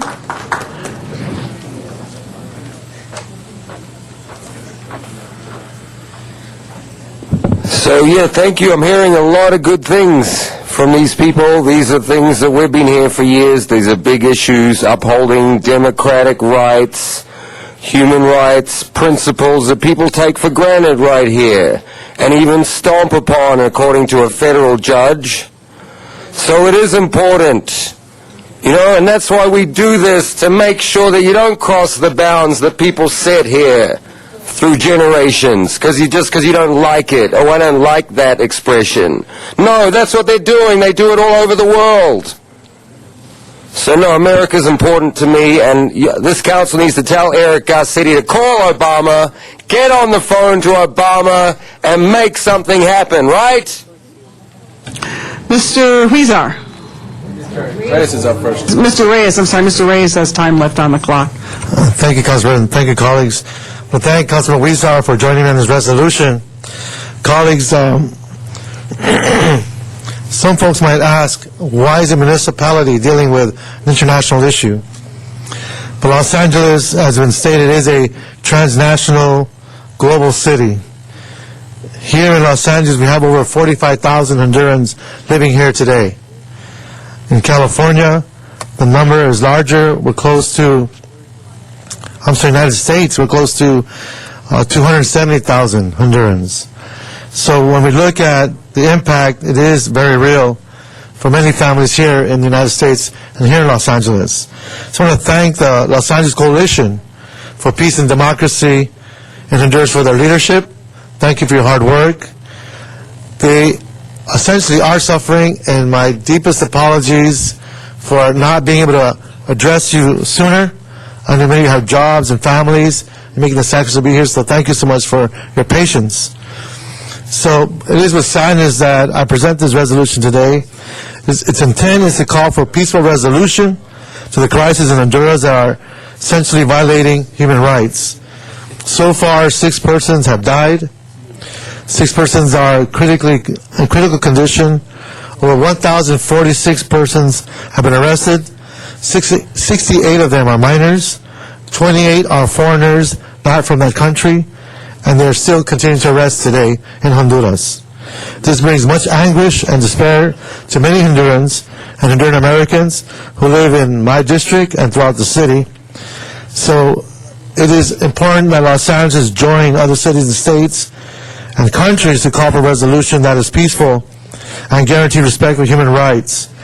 Some of the organizations that have already called for this has been the Organization of American States, the United Nations, the European Union, representing governments from across the political spectrum, have condemned the coup d'etat, refused to recognize the de facto Micheletti government, and demanded the unconditional return of President Zelaya to office.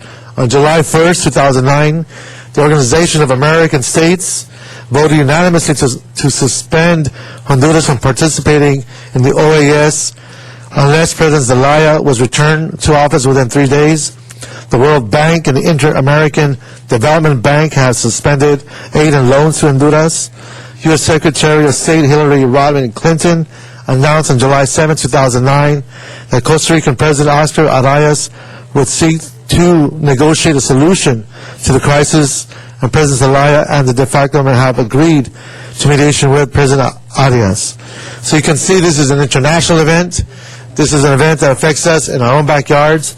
I ask for an aye vote, and again, let's avoid and prevent what happened in the 1980s when the civil wars of Latin America affected thousands and thousands of people, and we're still feeling it here today in Los Angeles. So thank you very much. Thank you. Mr. Huizar. Thank you, Madam President, and I want to thank Council President Garcetti and Councilmember Reyes for bringing this motion forward, because as we hear about these international events, we soon come to realize how it affects us here locally, and we see the number of Hondurans who live in Los Angeles who each and every day think about their loved ones back at home, and not only they think about their loved ones who live back at home, but they think about how if one country continues to go towards not supporting democracy, how it may affect neighboring countries and ultimately affect us overall in the region. And a threat to democracy in one place is a threat to democracy everywhere. And certainly, as we look at the situation in Honduras, democracy is not ultimately about an individual or the candidate running for office. It's about the citizens of a country being able to elect the person of their choosing. So regardless of how you feel about the Zelaya presidency, a military coup trounces on the principles of democracy and should not be accepted anywhere. So colleagues, I urge you to support this resolution and urge all of us to continue to put focus on a country that has been standing up for democracy, has been living to the principles of democracy, and now it's under threat, and it's a threat for all of us. Thank you. Thank you, Mr. Huizar. Mr. Garcetti? Thank you very much, Madam President, and thank you, Mr. Reyes and Mr. Huizar, and thank you to everybody for your patience today and for your testimony. The link to Los Angeles, I think, has been well made. When we have disarray in Central America and our friends to the south, it affects Los Angeles directly. It affects our social fabric, it affects our political fabric, and that's why we have a stake today in saying this and standing up. You know, the term Banana Republic actually came first to describe Honduras, because it was the interference in the democratic and domestic politics of that country in the past by the United States and by others, by business interests that first set up the term. This wasn't really run by the people, it was run by the banana plantation owners. And when we look at that history and make sure it doesn't repeat itself, we also need to be certain that we as a democracy have people who come here every single day and disagree with us. You heard that, and we welcome that, and we protect that, and people come and can say that we are bad. But we resolve things at the ballot box. We just transformed the leadership in this country. There was a president I very much disliked, in George W. Bush. But guess what? We went, and we weren't successful the first time, but the second time we went to the ballot box and changed that. We would say to the people who are in control, not in charge, but in control of Honduras today, to do the same thing, to respect your own constitution, to respect your own democracy, and whether you agree with President Zelaya or disagree with him, the way that you do that is through democracy and not by putting somebody on a plane in the middle of the night. I'll just close. There was a New York Times article today on this, and somebody was interviewed, one of the kind of business elite in the country, and they said, we don't see this as a fight against Mel Zelaya. Mel Zelaya is one of us, and, well, it just got out of his control. But the people think that he is an instrument of Chavez and the fight is with Chavez. Well, the way you resolve things is not by kidnapping somebody and shoving them out of the country. You make your arguments, you bring it to the ballot box, and you wait to the elections in November.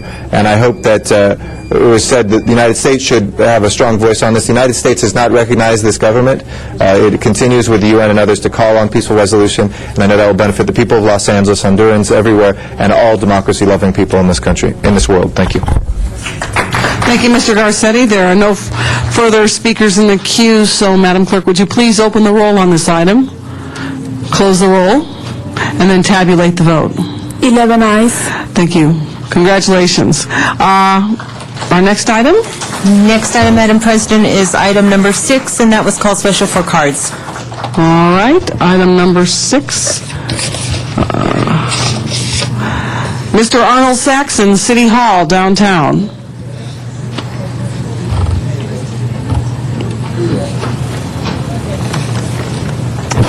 Good afternoon. Thank you. After reading a editorial in the in the New York Times from August 1st, I'm expecting the city to double its efforts to get increased funding for high-speed rail. Why, you might ask? Well, if you don't ask, I'll tell you. In this editorial, America's Not-So-Fast Trains, it states that despite his support of the idea of high-speed rail, President Obama has put off dealing with the National Transportation Bill for another 18 months. Nothing had been mentioned about that in L.A. That's why I expect doubling of efforts for high-speed rail funding. When the Department of Transportation made proposals for stimulus money, an astonishing 278 plans arrived from 40 states and the District of Columbia. In this editorial, it states, Mr. Obama made certain that he had some money in his first stimulus package for high-speed rail, but it was only about $8 billion for the entire country. Those 278 plans from the 40 states and the District of Columbia would require $100 billion. So $8 billion, that'll hardly pay for your next vacation. Thank you. John Walsh in City Hall. Back to City Hall for John Walsh. Let's get set to see whether they'll arrest me for this. Concerning the stimulus package, we officially ask that all stimulus package proposals and cash awards be frozen by President Obama and suspended until all criminal investigations being carried out by the federal government are completed. $30,000 is the allegation against Mr. Huizar. 300 of these real bills. Mr. Tarkovsky, who is also a city official, as a school board member. Hold the clock on that.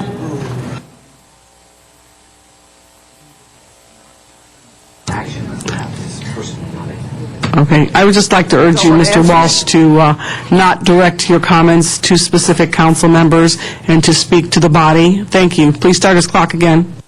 Gentlemen, I feel like I'm in Honduras. You thousands of people, I'm you out there.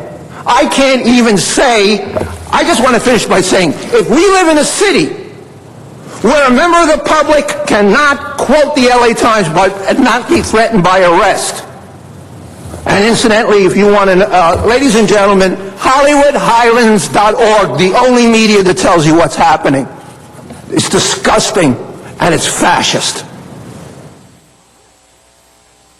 Mr. Zumadog.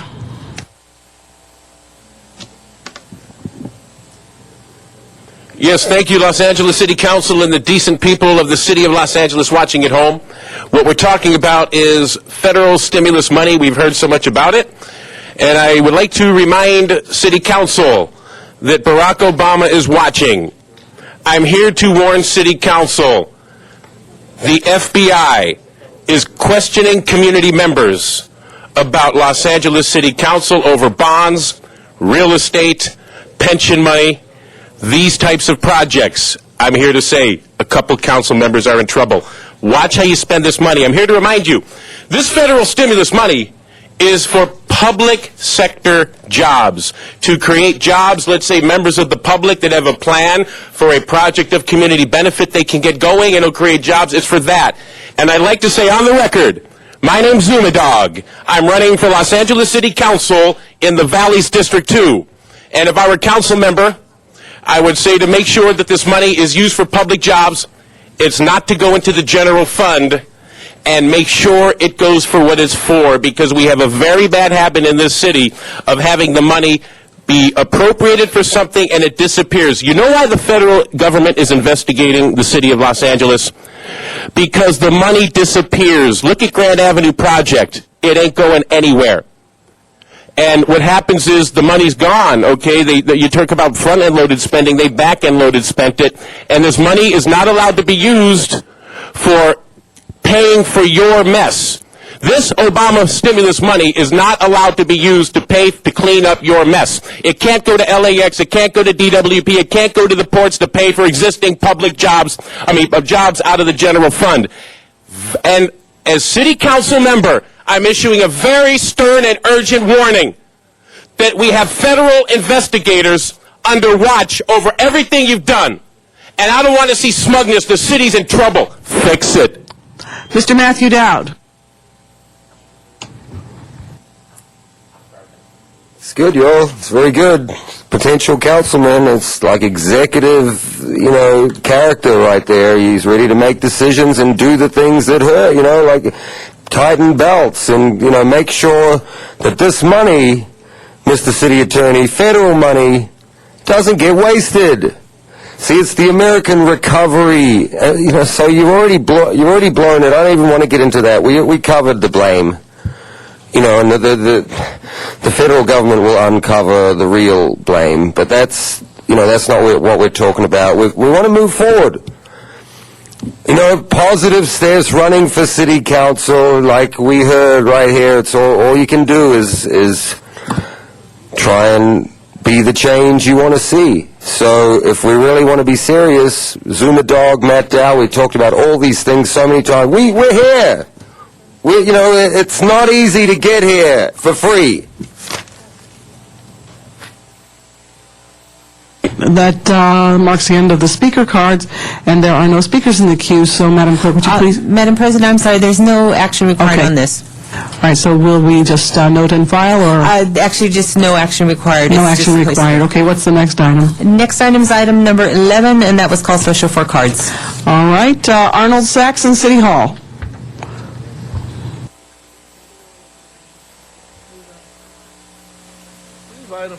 believe item number 11 is dealing with a contract at LAWA for $8 million. Didn't they just spend, increase the contract for architectural services and management? One was for up to $100 million, and the other was for the architects from over $40 million to $65 million.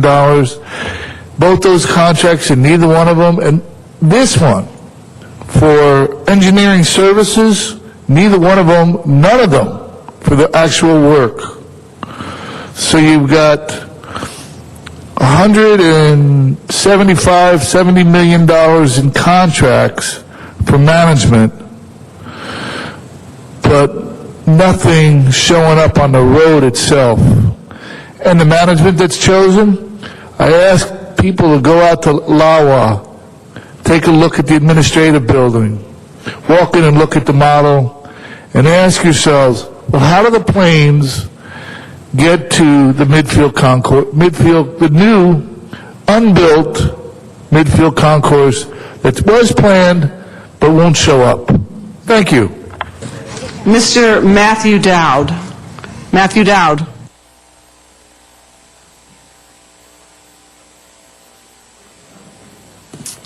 Okay, so why don't we, since we're so good at making charter amendments and zoning changes and all the things we can get around, I don't understand how LAWA's only bound by city debt management policy and not city financial policies, because now we're in a time where we probably could use that money for something else, and I get the feeling they're going to just do whatever they want.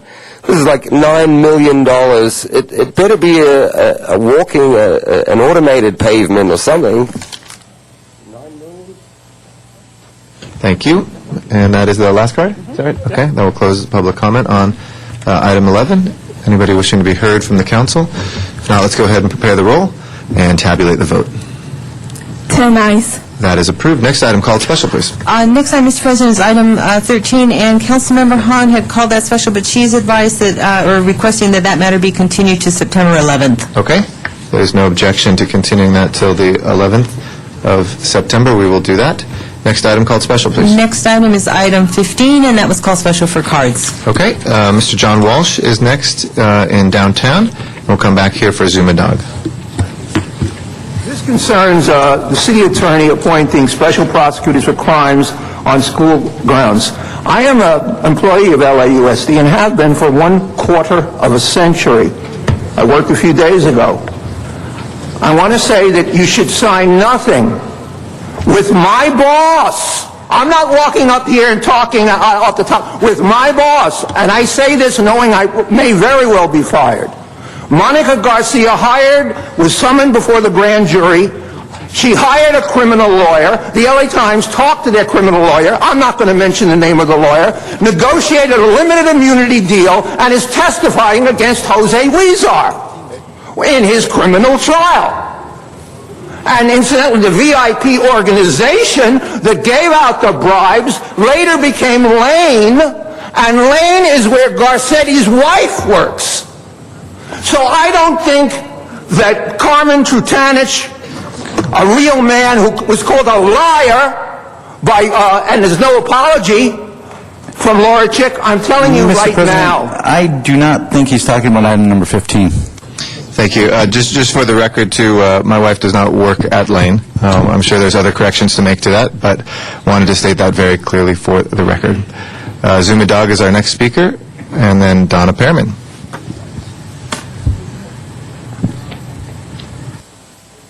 Yes, thank you. My name's Zuma Dog, and I'm on the ballot for Los Angeles City Council in the Valley's CD2, and that election is September 22nd. He is not talking about this item.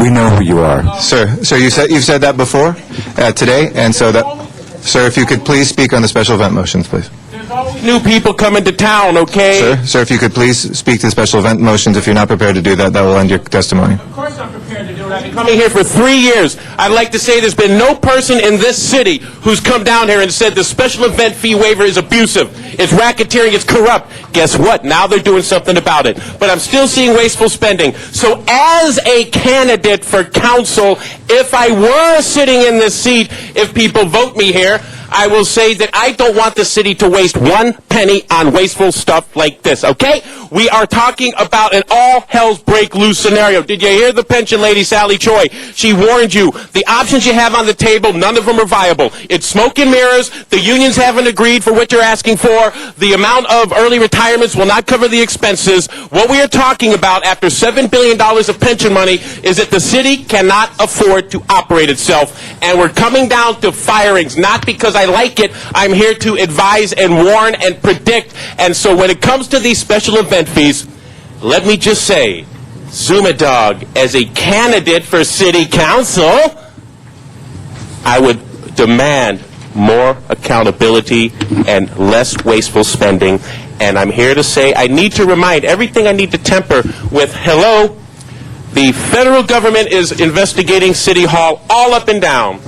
The FBI is talking to community members and city workers, and I'm here to tell you, I would look into special event fee waivers, El Grito Festival, All Access Festival, many of these events. You better make sure before you vote yes, you don't go to jail over it. Thank you, Mr. Dog. Our next speaker is Donna Pearman. Hello? Anyway, we seem to be doing okay without council too, by the way. It just shows you the council members are expendable.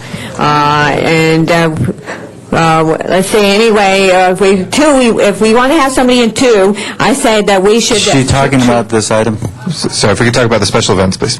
In a second. Anyway, let's do it. Okay, anyway. Not in a second, let's talk right away. about, okay, I do not see a reduction in fee waivers. Is that fee waivers for you?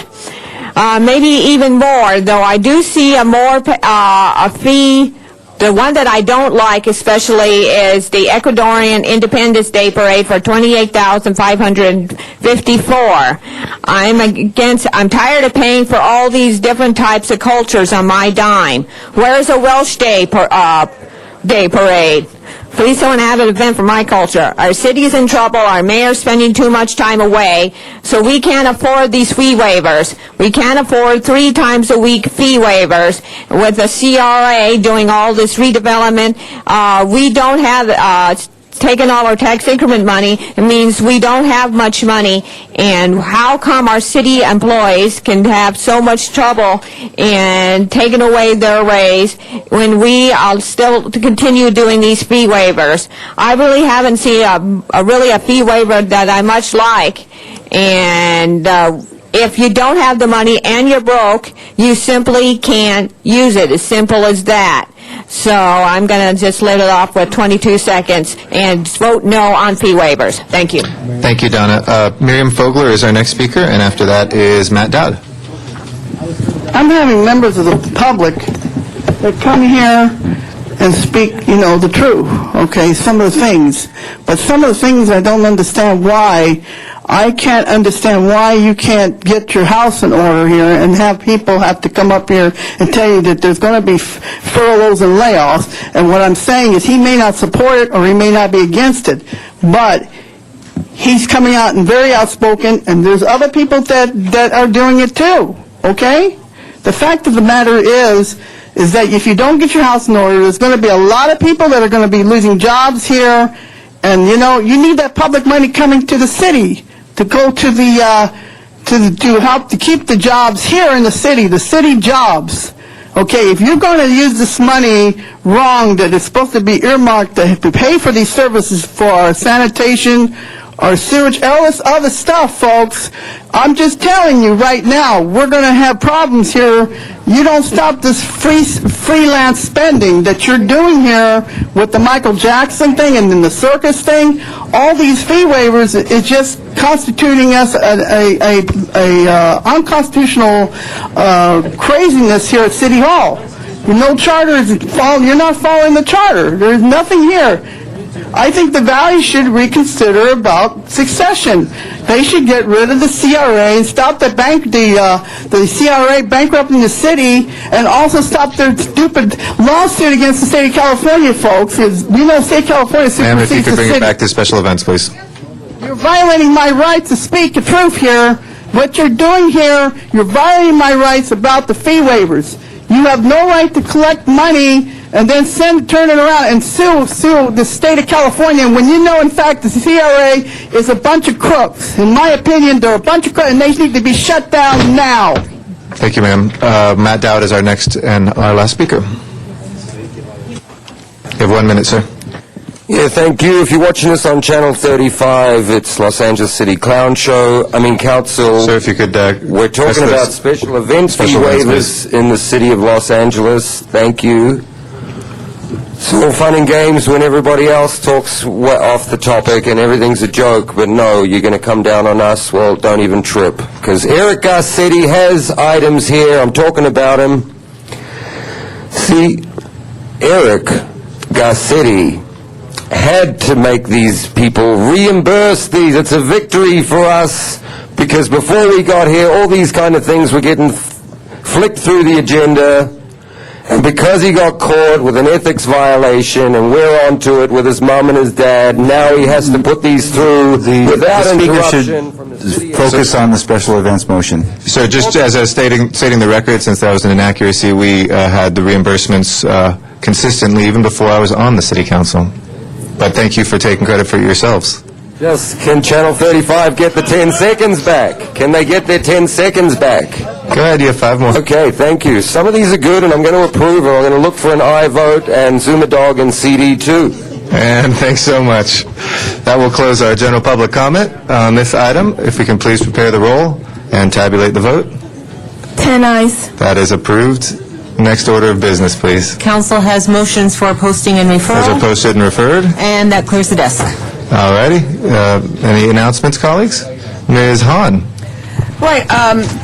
I received an email from folks at our airport that they believe later today, it's the understanding that President Obama will announce the nomination of Errol Southers to serve as head of the TSA, Transportation and Security Administration. Mr. Southers has a great background, including service as an assistant chief for the Los Angeles World Airports Police Department, Office of Homeland Security and Intelligence. So another person from Los Angeles taking over a very important department in the city, TSA. So I thought I'd make that announcement.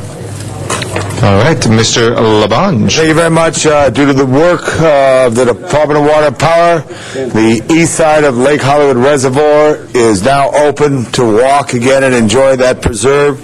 Access is via the Coringa Pass to Barham Barn to Lake Hollywood Drive over the top and park.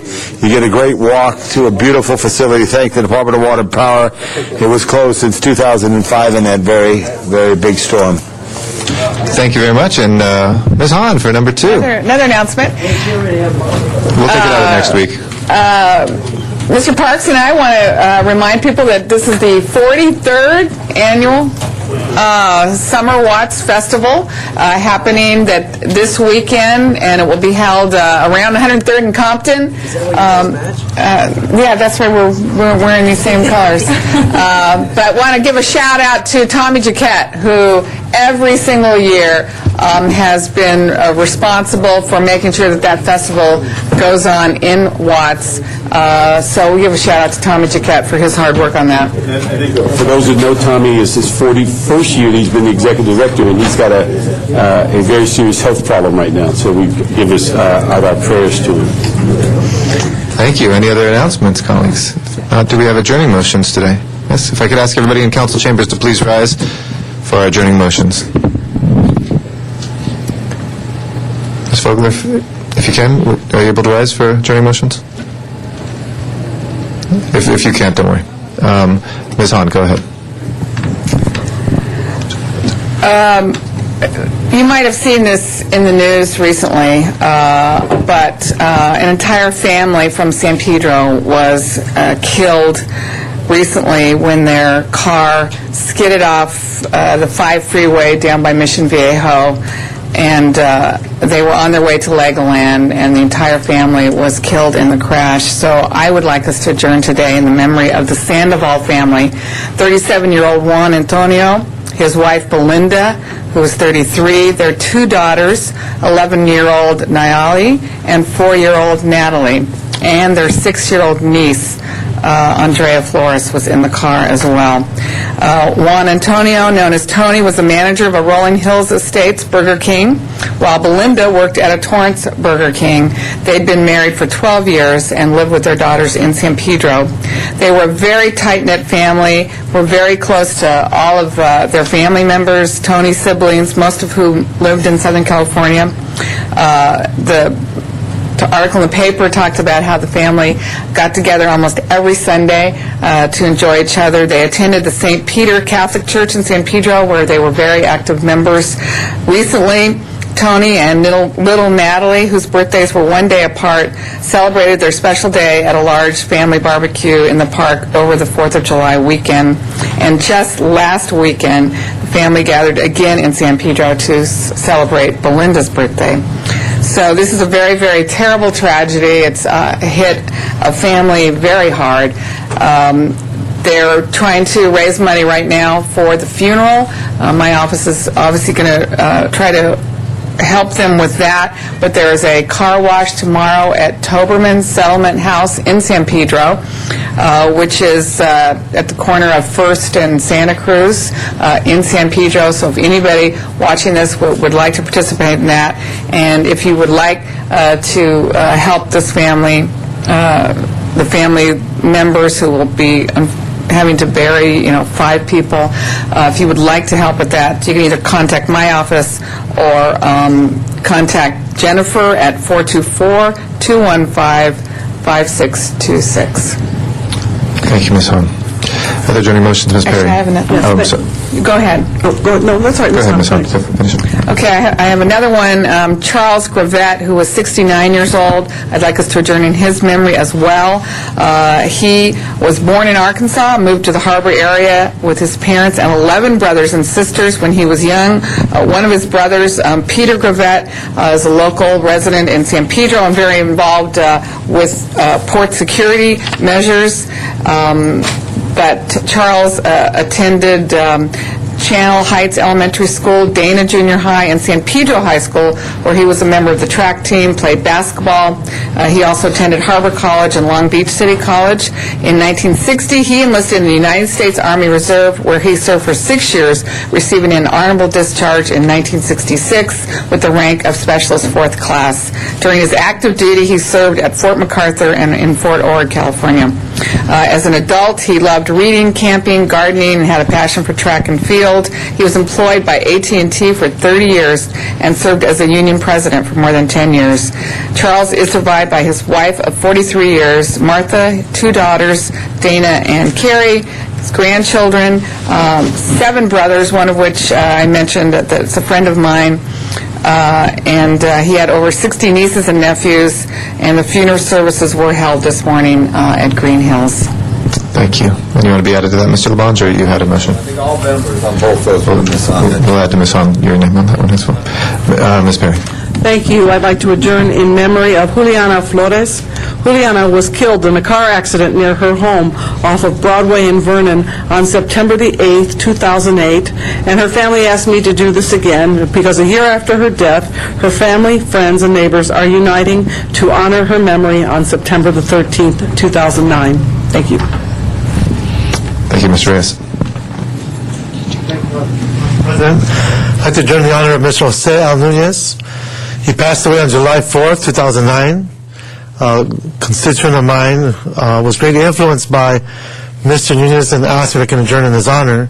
Mr. Jose Nunez, born in Chihuahua, Mexico, on October 7, 1943, immigrated to the U.S. in the early 1960s and settled in Los Angeles, where he raised his family. He was known as a kind and nurturing man who invested greatly in his children so they may live the American dream. Over his lifetime, Mr. Nunez worked as a fisherman, a taxi driver, a mason, general construction, salesman, and a small business owner. Mr. Nunez exemplified hard work and instilled these attributes to his children. Mr. Nunez became an American citizen in the mid-1980s and never missed an election. Mr. Nunez was truly grateful for all the opportunity that this great country afforded him and his family. He was a patriot of the United States. Mr. Nunez was one of the great day-to-day treasures of Los Angeles, a kind man who sought only to work hard, work honestly, and to raise children to become productive members of our communities. He is the American dream. Mr. Nunez leaves behind his ever-caring wife, Celia, daughters Peggy Nunez, Lucy, son Jose Luis, and a grandson, Diego Fernandez Nunez. Thank you. Thank you, Mr. Reyes. If there are no other adjourning motions, Madam Clerk, will you please call the roll? Next week will be our last week before a 2-week recess. We'll next be in session on Tuesday. That is the 11th at 10 a.m. in our City Council chambers in downtown. Thank you all so much, and thank you to Van Nuys. Have a great weekend, everybody. We'll see you next week. Bye-bye.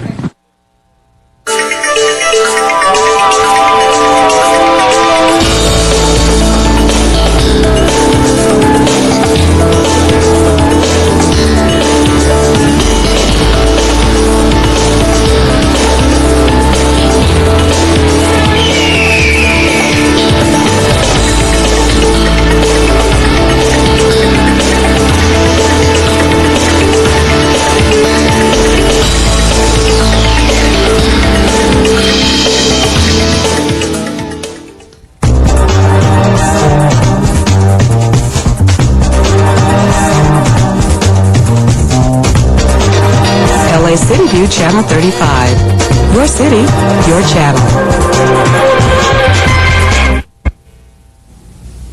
We now join our scheduled program in progress. 지금 되는 보조금을 인구 수에 따라 받을 수 있을 뿐더러 워싱턴 DC와 세크라멘토의 중요한 정책에 대한 결정을 내릴 때 영향을 미칩니다. 2000년도 인구조사에서는 LA 카운티에 20여만 명의 한인들이 참여한 것으로 조사되었습니다. 지금 이 시간에 2010년도 인구조사에 대한 절차에 대해 정확히 알아보고 어떻게 한인 시민들이 적극적으로 참여할 수 있는지에 대해서 알아보겠습니다. 오늘 나와주셔서 감사합니다. 안녕하세요. 각자 소개를 좀 해주시죠. 네, 제 이름은 제니주, 인구 센서스국에서 일하고 한국어 홍보를 담당하고 있습니다. 네, 안녕하세요. 로스앤젤레스 한인의 이사장 이창엽입니다. 안녕하세요. 안녕하세요. KCCD, Korean Churches for Community Development의 사무부장으로 일하고 있는 진킴입니다. 네. 우선 그 센서스 인구조사에 대해서 좀 설명을 좀 해주시죠. 네. 인구조사라고 하면은 사람들이 그 조사라는 말 때문에 조금 거부감이 있는데요. 조지 워싱턴 미국 초대 대통령 취임 후 1790년에 첫 인구 센서스를 실시한 이래 지금까지 매 10년마다 0으로 끝나는 해, 예를 들면 2000년 또 오는 2010년 4월 1일을 센서스 날로 정하고 시행되고 있습니다. 2010년 3월경에 우편으로 질문서를 받게 되면 질문에 기입하고 다시 메일을 돌려보내면 됩니다. 간단하고 안전하고 아주 중요한 그런 센서스입니다. 네, 감사합니다.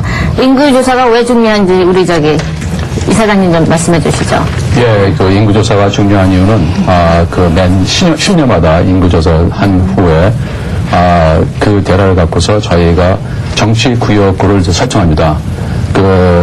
인구조사에 따라서 정해지는 정치구역구는, 저희가 정치인들을 뽑는데, 또 저희 한인들의 이 목소리를 반영하는데 매우 중요한 역할을 합니다.